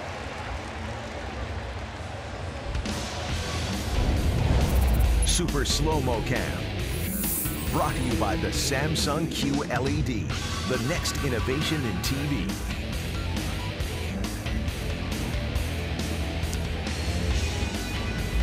So Ryan Goins, he has a pair of hits. Goins, Pearce, and Barney have combined for 4 hits. Done a nice job again tonight. Barney doubled his last time up. We talked about his top hand on that double and how he has changed his grip on the top hand. He said during the Tampa series down in St. Pete, he felt like he was losing the barrel. What's that mean, Pat? That means that it was underneath his hands as he started to swing. It was dragging through. He just couldn't control the barrel. All good hitters can control the barrel and take the barrel right to the baseball. That ball gets away from Rodriguez. But he's made the change, and he says it feels like he can control the barrel now. Throw the head of the bat. That looked like it might be a pass ball charge to Carlos Ruiz. If it is, it'll be his second. There's that grip. Good job by Ryan, our low first camera operator. Zeroed in on that top hand. 0-2.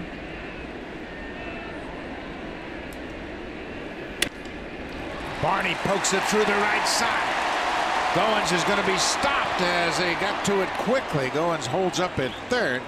Barney with his second hit of the night. Another 2-strike hit for Darwin Barney. Another 2-strike hit for the Blue Jays tonight.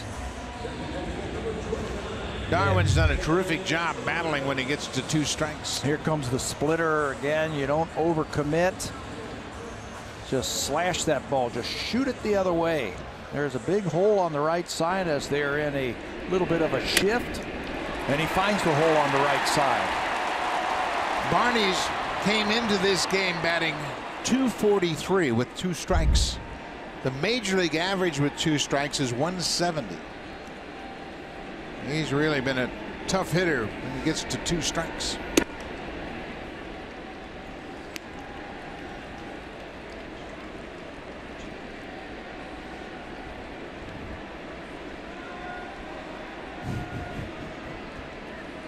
We just confirmed the fact that Ruiz indeed was charged with a pass ball, allowing Goins to go to second. Fly ball. That's deep. Goins goes back to third. He tags, and the throw will go to second as Goins comes in to score. Second RBI of the game for Devin Travis. He got one on a ground out to get that runner in from third with less than 2 outs, and this time he's going to try and elevate a ball and get it into the outfield. It sounded like he might have cracked his bat, but he's so strong and he's able to drive that ball deep to left field. McGee with a pitch on the inner half. Devin hits it off the end of the bat, cracks the bat, but strong enough to get it deep to left field to score another run. Well, you can see he packed the bat all the way back to the dugout. That bat deserves a proper burial. He got an RBI with it. Look, Maley, the catcher, goes after the first pitch. 4-0 Blue Jays. They've out-hit the Mariners 9-5.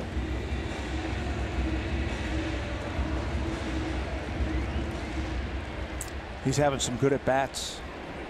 They pushed him off the plate. Starting to hit the ball with authority. He's picked up some good situational RBIs tonight. A ground out and a sac fly.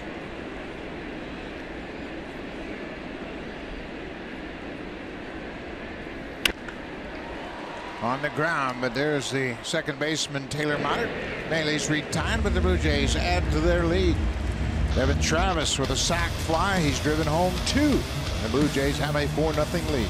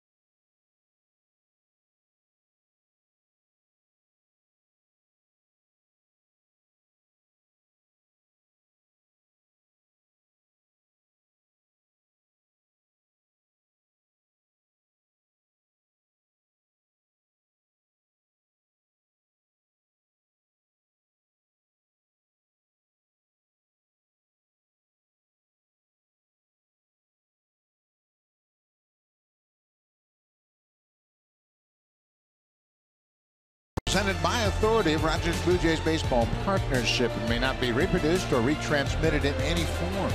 And the accounts and descriptions of this game may not be disseminated without the express written consent of Rogers Blue Jays Baseball Partnership. Another good job by the Blue Jays. Jose Bautista, he put a dent in that foul netting down the left field line. Picked up another home run. Bautista has hit 2 home runs on this homestand. That home run came in the 3rd inning. Gave the Blue Jays a 3-0 lead at the time. They have since added a run, now 4-0 Jays.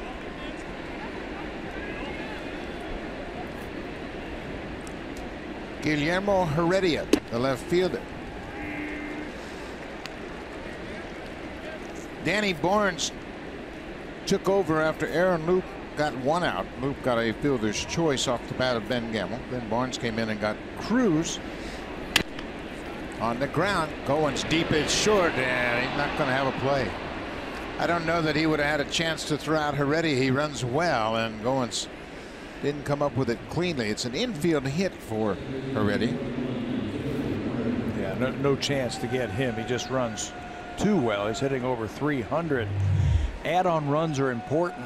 Really set up the bullpen for tonight's game. Slider. Yeah, once that ball got by Barney, I don't think Goins was going to throw him out. It's just too far, and Heredia runs too fast. Leadoff single starts the 7th. Taylor Motter 1 for 2.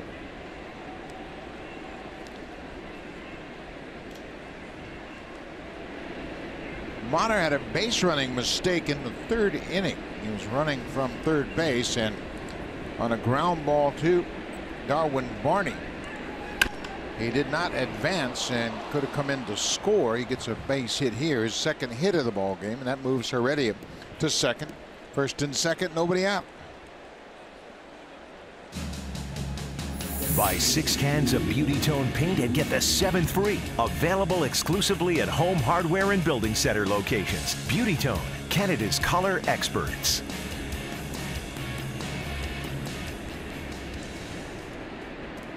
J.P. Howell, left-hander, just sitting down. He was throwing, and Ryan Tepera is standing by. Looks like he's ready if needed. This is an explosive lineup. The Blue Jays have held down pretty effectively in the first game and a half. He's thinking, John Gibbons is thinking, how can I get to Joe Smith and the Roberto Osuna, the 8th and 9th inning? So this is a key inning for his relief staff right here.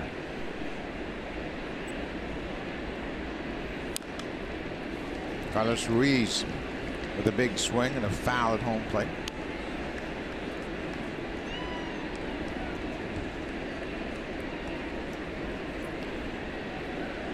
Conversations ongoing between the manager and the pitching coach, making sure they have all their thoughts together as to how they're going to manage this bullpen the rest of the way. He's got enough arms. They're carrying 9 relievers. You know, with a lot of question marks in the starting rotation, that allows the Blue Jays to carry some extra arms down in that bullpen so they can massage this, navigate it, whatever you want to call it, to get to the back end of this game. Change up, good block by Maley. Carlos Ruiz, the catcher, 38 years old. He signed as a free agent with the Phillies. Came to the big leagues for the first time in 2006. Lays off that changeup. Good job by Maley. You say, well, what's the big deal about that? Well, keeps the double play in order.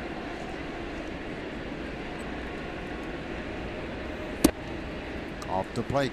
Always take 2 for 1. If he could make a pitch, get the ball on the ground, and let the infield do the rest. Blue Jays have turned 40 double plays this year.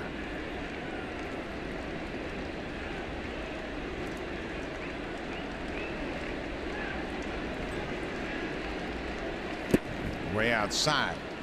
3-2 now.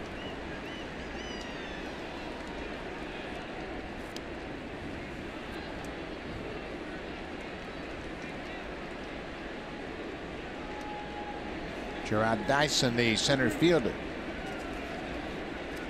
He has a double tonight.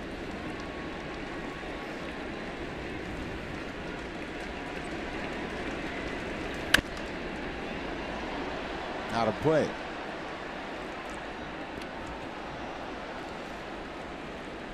Joe Biagini pitched 5 innings plus a batter. He gave up a leadoff single to Gene Segura. And Gibbons went to the pen. Aaron Loup faced 1 batter. Now Danny Barnes. He got 2 outs in the 6th. First 2 runners have reached here in the 7th.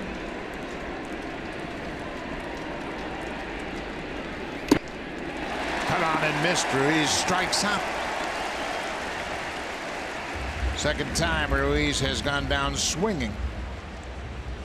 Joe Biagini with his longest outing of his big league career. 5 innings plus a batter, 68 pitches, 4 hits, and no walks again, Pat. Got his team into the 6th inning. Just faced that one batter in the 6th inning, giving up the hit to Segura. Just 4 hits, no earned runs, no walks again for Biagini. You were asking me today, what did you think of his last start? He was Joe Biagini, and he was that again tonight. Throw strikes, work quickly. You got a lot of good defensive plays behind you. Now it's up to the bullpen to take it home. Yeah, everybody made a big deal about Biagini making the transition from bullpen to starter. And actually, he's been a starter his whole life, so he's got that mindset. You pace yourself. And tonight it looked like he was running out of gas. Yes, in that 6th inning, his curveballs just started elevating and they were just spinning. And he was telling him, I want you to treat this just like a long relief outing. And he got him into the 6th inning. Gerard Dyson had a double off the glove of Carrera back in the 3rd. He was one of 2 base runners stranded in the 3rd inning. Mariners no runs on 7 hits. The Blue Jays 4 runs on 9 hits.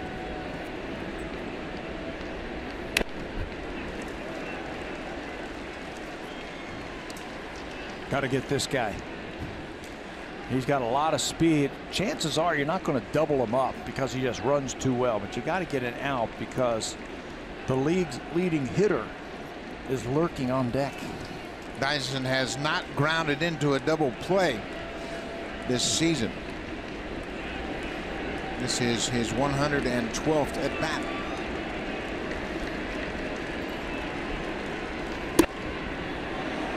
Good shot at that inside corner. Yeah, that was a good idea. He had him looking out over the plate for something. He tried to slip a fastball by him, and he just missed.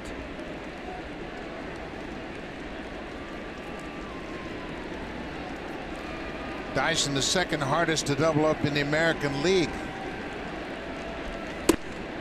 Strike 3 count. He went back to the inside corner and found it this time. Back-to-back strikeouts for Barnes after back-to-back singles to start the inning. John Gibbons on his way out to the mound. Gene Segura, the leadoff man, is the scheduled batter. Danny Barnes, 3 strikeouts in an inning and a 3rd. Ryan Tepera, he's really been throwing the ball well of late, and he is in to face the leading hitter in the American League, Gene Segura.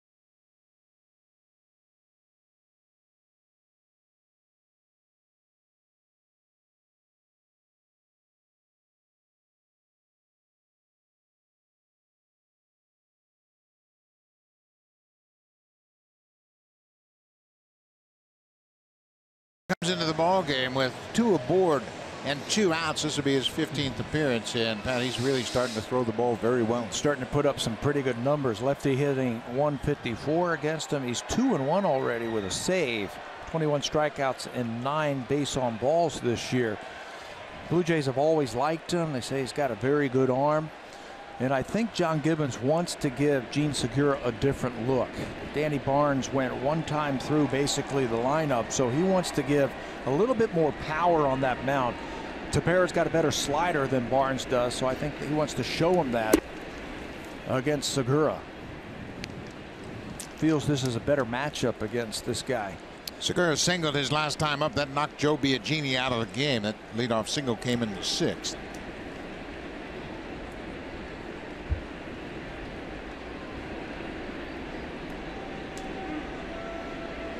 Tepera with 21 strikeouts in 19 in the 3rd inning. Opponent's batting average of 194. But as we said, he's dealing with the leading hitter in the American League. It's power stuff when he can command that slider and that fastball.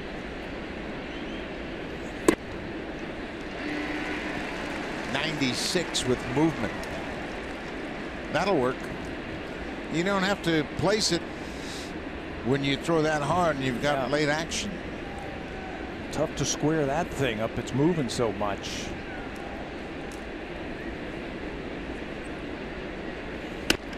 Came right back with it and really got deep in Segura's kitchen. This bullpen has turned things around in the month of May. They have led the American League in innings pitched this season, but since the start of May, they pitched very well. Well, just like the offense, who've turned it around in the month of May, the bullpen is doing the same thing. They got the 4th best average in the American League, earned run average, 4th best opponent's average. And I like the strikeouts per 9 inning. When you've got some guys coming out of that bullpen throwing gas like that, shutting down innings with runners on base, it's going to help you win a lot of games. 1-2 in the air. Carrera backing up. He's got plenty of room, and he makes the catch. Ryan Tepera strands a couple of inherited base runners. They'll go to the bottom of the 7th. The Blue Jays with a 4-0 lead. Bullpen continues to throw up some zeros.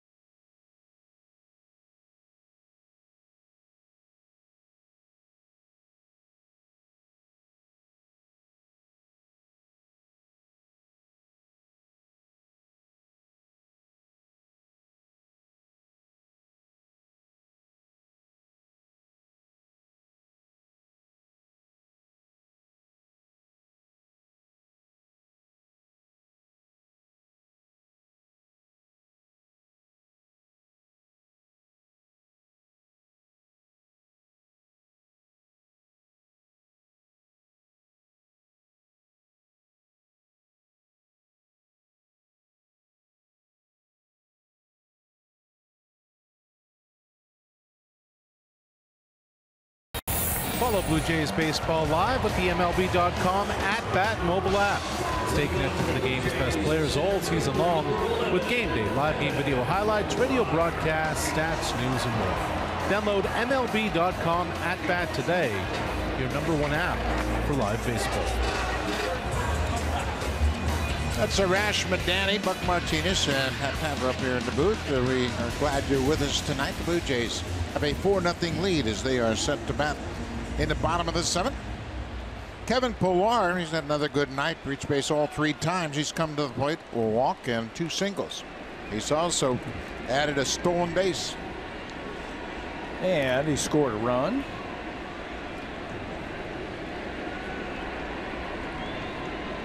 Got that on-base percentage up to .363. He hit on base 3 times tonight.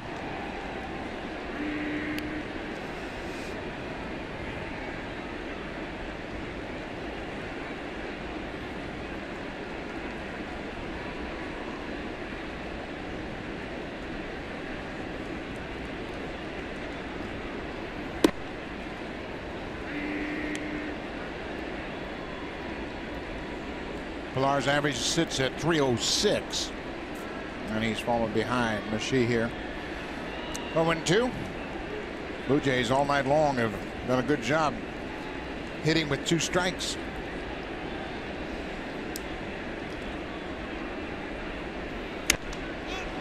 Popped up. Middle of the infield. Seager takes charge. The third baseman makes the catch. Pilar's retired for the first time tonight.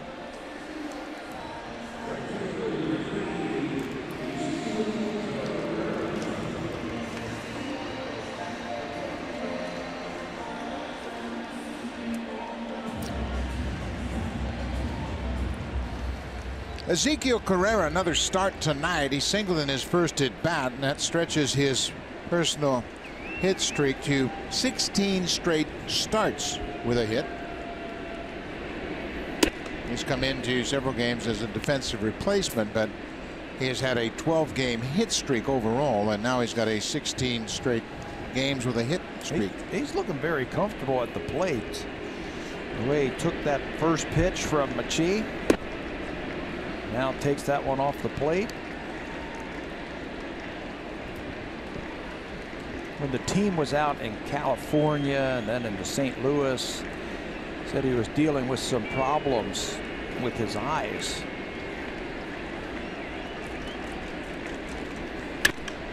Hits this one high and deep to right. Gamble looking up. It is off the wall.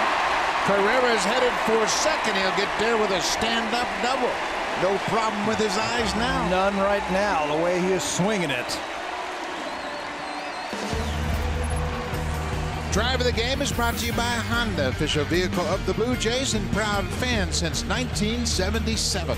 For the second time on this homestand, Jose Bautista is going to hit a home run. Change up down and in, and he's able to keep that ball fair down the left field line, about halfway up the foul pole as he clangs it off of that. Second time that he has homered here. First home run against Seattle.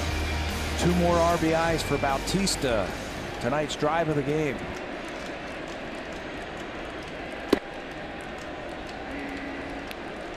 Jose with those 2 RBIs now up to 14 for the season.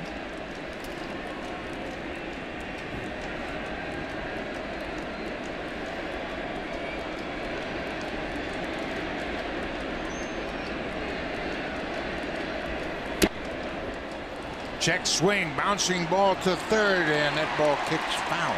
Seager looked like he was going to make a barehanded attempt at it, and then saw the ball kick sharply to his right and let it go. Yeah, he smartly let that go.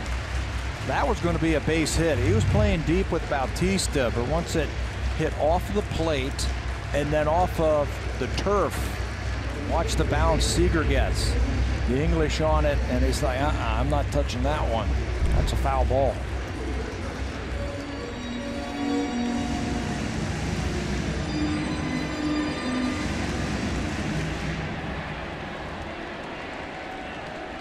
Bautista in the hole, 0-2.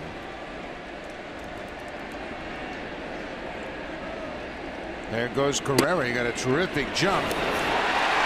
No chance at all for the catcher. Carrera got a running start, his second stolen base of the season. How about that heads-up play? Machi gave him just one look, and he's very deliberate to the plate. Carrera picked up on that, and he makes it easily, even with a good throw from Ruiz right on the bag. Carrera's already there. Now the infield has to come in. Carrera knows Machi very well. They are teammates in winter ball. They both play for Magallanes in Venezuela. So he knew that Machi has problems holding runners on. So when he got the second base and saw him focused on Bautista, he picked his pocket. Luis Rivera giving him some last words of assignment. He was running on that last swing from Bautista. 1-2 pitch. Bautista fighting off that backup breaking ball. That thing didn't break, just kind of stayed on the inner part of the plate, and he's able to foul it out of play. Just checking to make sure he didn't break his bat. He's looking to pick up his 3rd RBI of the night. It's like the Blue Jays might be playing the contact play where they're going to try and steal a run here on a ground ball. Put the pressure on that defense to field it cleanly and throw it cleanly to home. There's that good splitter. Down and in with the break, and Bautista strikes out. That's the second out of the inning.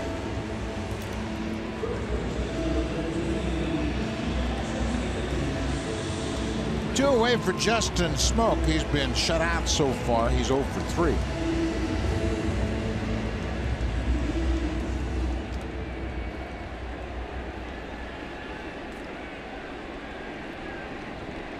Blue Jays have had their chances tonight. Score more runs than just the 4. They've left at least one runner on base in every inning. But that third inning,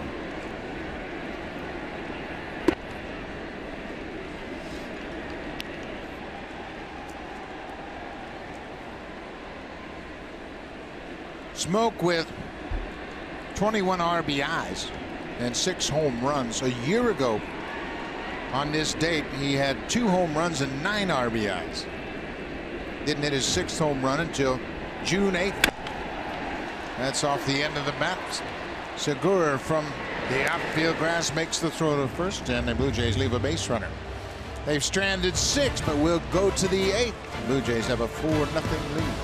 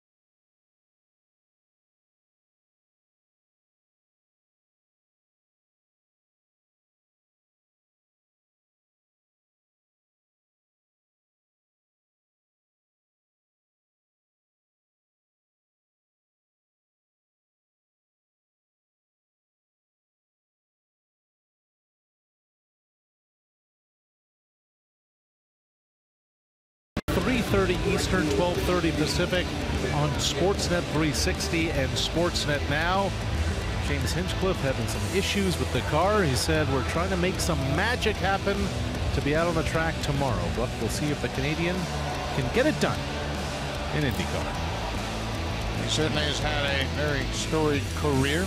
Return to racing once again. That's beautiful news.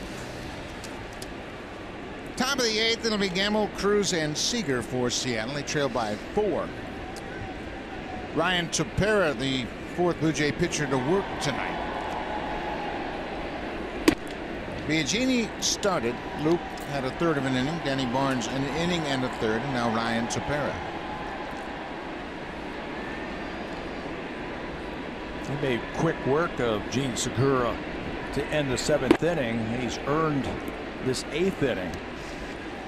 Got to stretch him out just a little bit more. This is exactly what Pete Walker was hoping for, that he would have 2 or 3 options to pitch in the 7th, 8th, 9th inning, and obviously the 9th inning most of the time is going to be Osuna, but now he's got 3 or 4 candidates that he can count on later on in the game. Barnes and Leone has thrown well. Tepera has thrown really well. Smith, of course, has taken over. I think if this was 3-0, we might see Joe Smith. It's a big inning for the Blue Jays because you're dealing with the heart of the order of the Seattle Mariners. No one's throwing right now, so this is Tepera's growth into very important innings.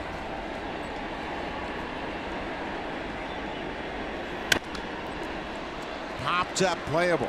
Barney, the third baseman, now gives way to Goins. Goins makes the catch. He called him off. Joe Biagini making his second big league start, and once again, Pat, he was very, very impressive. His two-seam sinker was outstanding tonight. That is a pitch that's really starting to develop that we have seen this year. He can also elevate the fastball, his curveball. He's been throwing more curves and changeups in his last couple of starts since he's become a starter, but tonight I think his two-seam sinker really took the Seattle Mariners by surprise. That's the beauty of Joe Biagini as a starter, because if he doesn't have one particular pitch on a given night, he's got 3 other ones that he can utilize.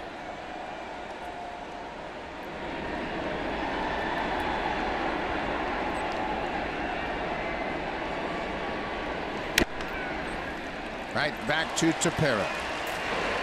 Cruz is retired. The big slugger 0 for 4 tonight. This is a very good hitting ball club, but it certainly isn't the same without Robinson Cano in the lineup. Their big lefty second baseman. He is a terrific hitter and has always hit well in this ballpark.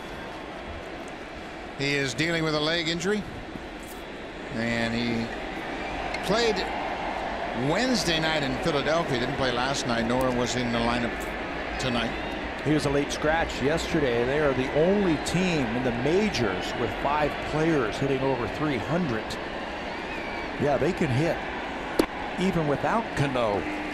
They're a really good hitting team. Yeah, and that wasn't really what everybody thought. They thought they would be improved a bit and that the strength of this team would be their pitching. But their pitching, much like the Blue Jays, banged up right now.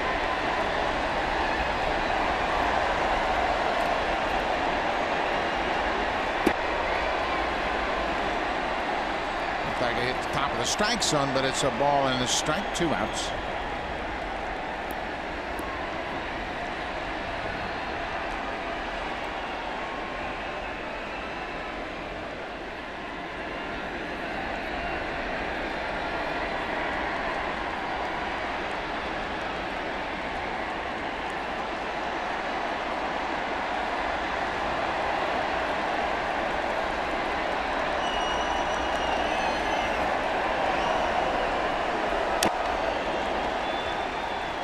Ryan has really refined that breaking ball. It's a hard slider. Sometimes it has a little more tilt to it. Other times it runs flat into the lefty hitters. And he still has that power fastball. He says, I've got a lot of confidence in my 4-seam fastball. I can pitch up in the strike zone with it. Turning the ball over at times. These are some big innings for him. And with every game, he's gaining a lot of confidence too.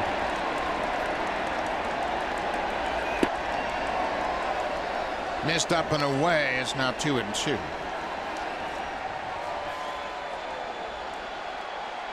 Zach Curtis got into the game last night.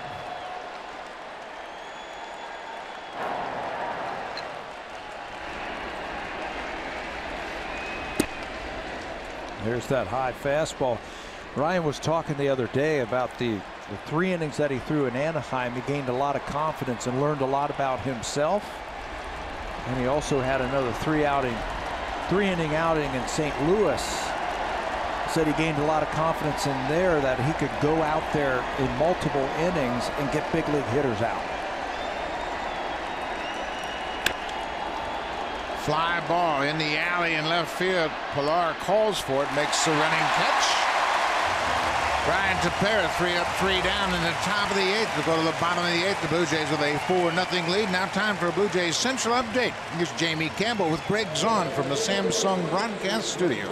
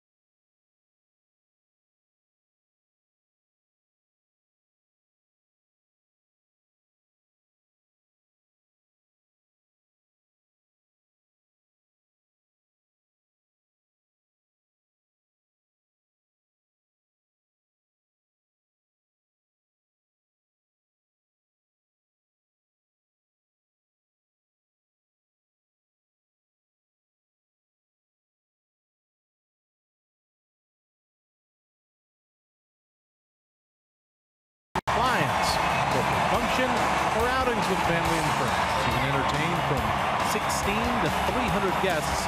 Account executives will find the package that best suits your needs. 416-341-1635 or BlueJays.com/luxury suites. The mojo is coming back here, and there is that man in the middle. That is William Shaw, who is a big part of the Blue Jays' early years.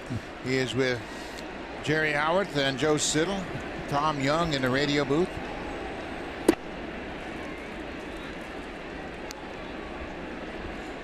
Good to see Willie back in town. He looks great, doesn't he? He always was in great shape, took great care of himself. Steve Pearce, 1 for 3 tonight. High fly ball into the outfield. Dyson, the center fielder, calling for it. 1 away. Pearce made a terrific catch in the 3rd inning. Save a couple of runs, and he dove for a ball off the bat of Ben Gamble. He's also singled and scored tonight. He's had a productive evening. So Zach Curtis will come in for a 2nd straight ball game as Machie leaves. Brian Goins is the batter. Goins 2 for 3 so far, so they'll go to the lefty, bring him in out of the bullpen to face Goins.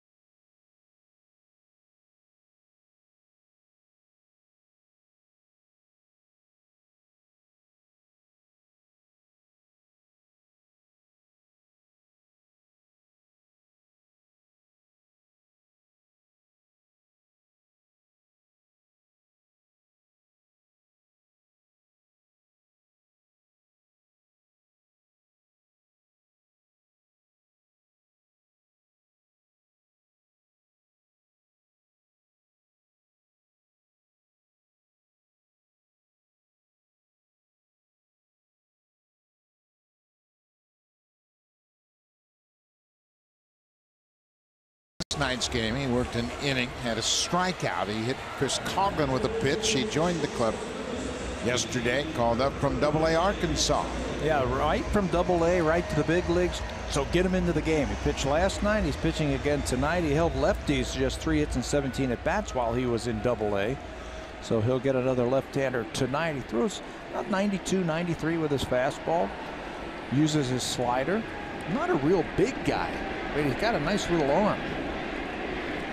He's listed, excuse me, Buck, at just 5'9".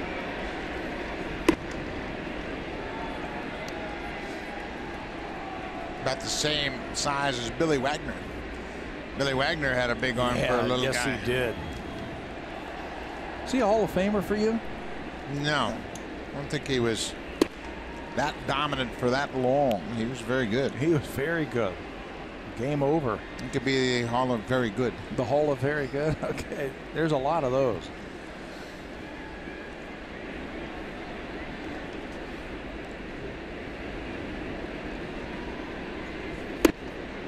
Good slider. Going 2 for 3. 2 more hits tonight. He pumped his average up to 228.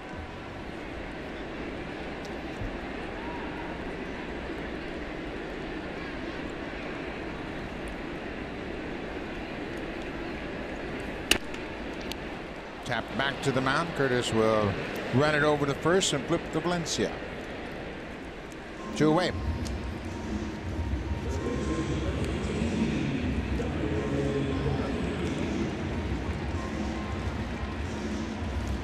Darwin Barney, he too's had a big night at the plate. He had a sac bunt in the second that led to the first Blue Jays run.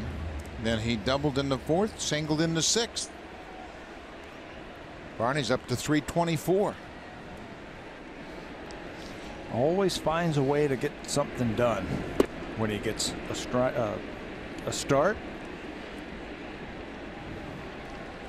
Double barrel action. A couple of right-handers look like they're ready, just standing by. Osuna on the left, Campos on the right. Squibbed off the end of the bat. Curtis takes his time, comes in and gets the two men he's faced. The Blue Jays go quietly in the bottom of the eighth. We'll go to the ninth. Blue Jays pitching a shutout. Who's it going to be? Looks like it might be Osuna.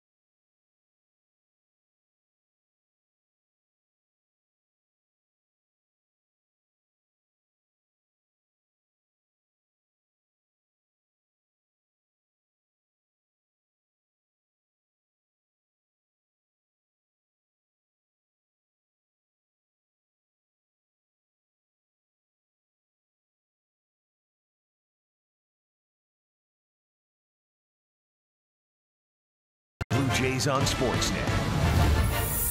Presented by the rugged Honda Pioneer Off-Road family. Your adventure begins here.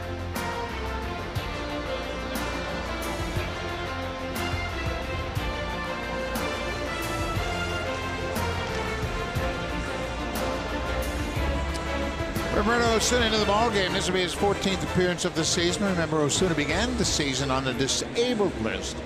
He is 5 for 8 in save opportunities. This is not a save opportunity, with the Blue Jays having a 4-run lead. He was the winning pitcher in that walk-off by Ryan Goins on Wednesday.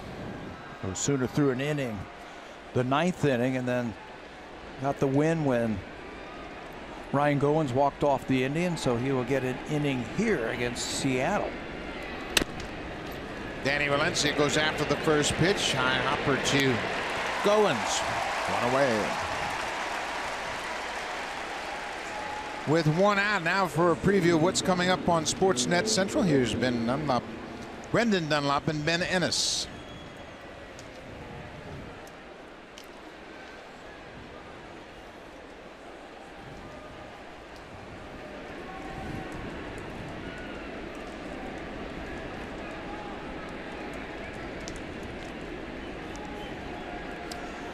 Thanks, fellas. That's coming up right after the game, so make sure you check that out. Guillermo Heredia takes a strike from Osuna. Osuna's command has been terrific over his last several outings, throwing strike after strike. That's the Osuna that we have seen over the last couple of years, just pounding that strike zone with that four-seamer.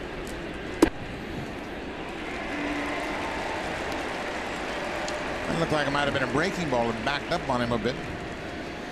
There are better numbers over his last 7 appearances, 7 innings, 4 saves, and 10 strikeouts. Just 1 walk.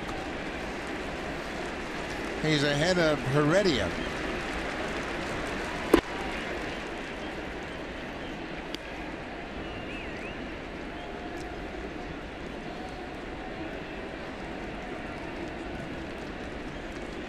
Again, the bullpen doing a terrific job tonight in support of Joe Biagini. Biagini is the pitcher of record. He's in line for his first win as a starter.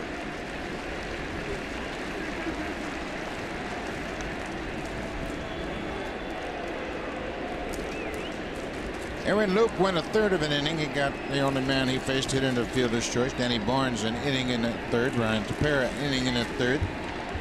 And now Osuna. You know what else has come back for Osuna? His fastball.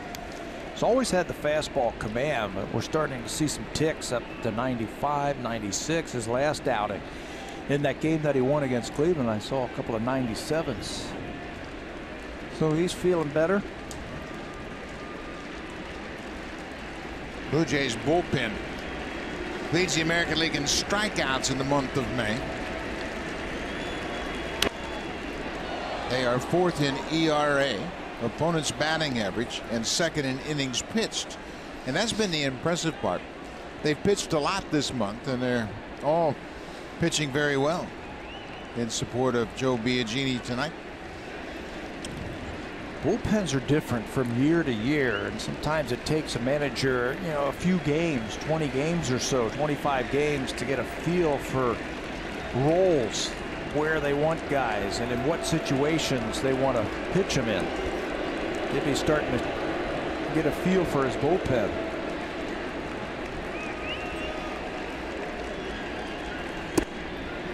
Changeup outside. It's 2-2. Remember, when Osuna was on the disabled list, Jason Grilli moved up into the closer's role. Everybody really kind of had a domino effect with the loss of Osuna, and everybody moved up a notch. Now things are sorted out. Grilli's starting to throw the ball better. Got it.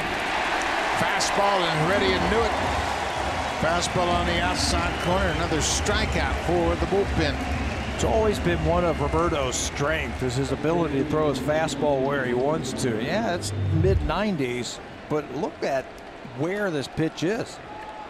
Paintage. Down and away. No chance for Heredia.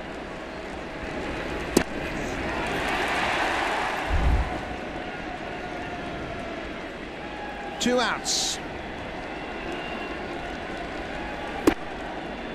Taylor Motter is 2 for 3. A pair of singles.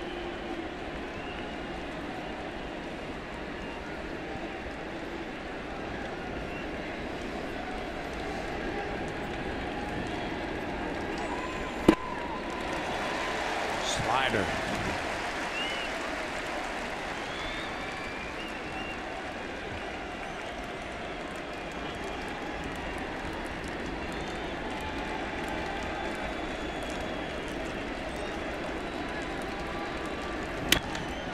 Ball is hit hard, but it's going to hook foul under that fourth level. Mentioned Motter's got some power. 10 doubles and 5 home runs coming into this game, and the Mariners are down to their last strike.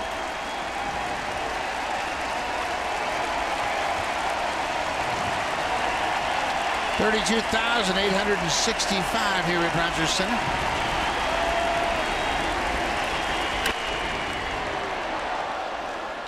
This guy's a tough out, isn't he? He is. He really gets on top of that baseball. It looks like Dylan Overton will start for the Mariners tomorrow, matched up against Marcus Stroman. Overton's a lefty. Pre-game show, JB and Greg at 12:30. We'll follow after that. And then Sunday on Mother's Day, Bobblehead Day, Mother's Day, and the return of Aaron Sanchez. 1-2. He wouldn't chase.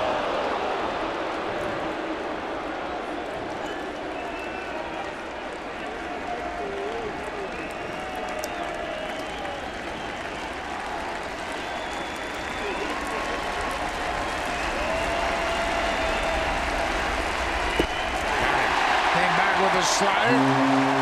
Osuna with a perfect 9th inning. 1-2-3 with a couple of strikeouts, and Osuna has wrapped it up. What about the job the pitchers did tonight? They shut out the Mariners who came into this game scoring back-to-back 10-run games in Philadelphia.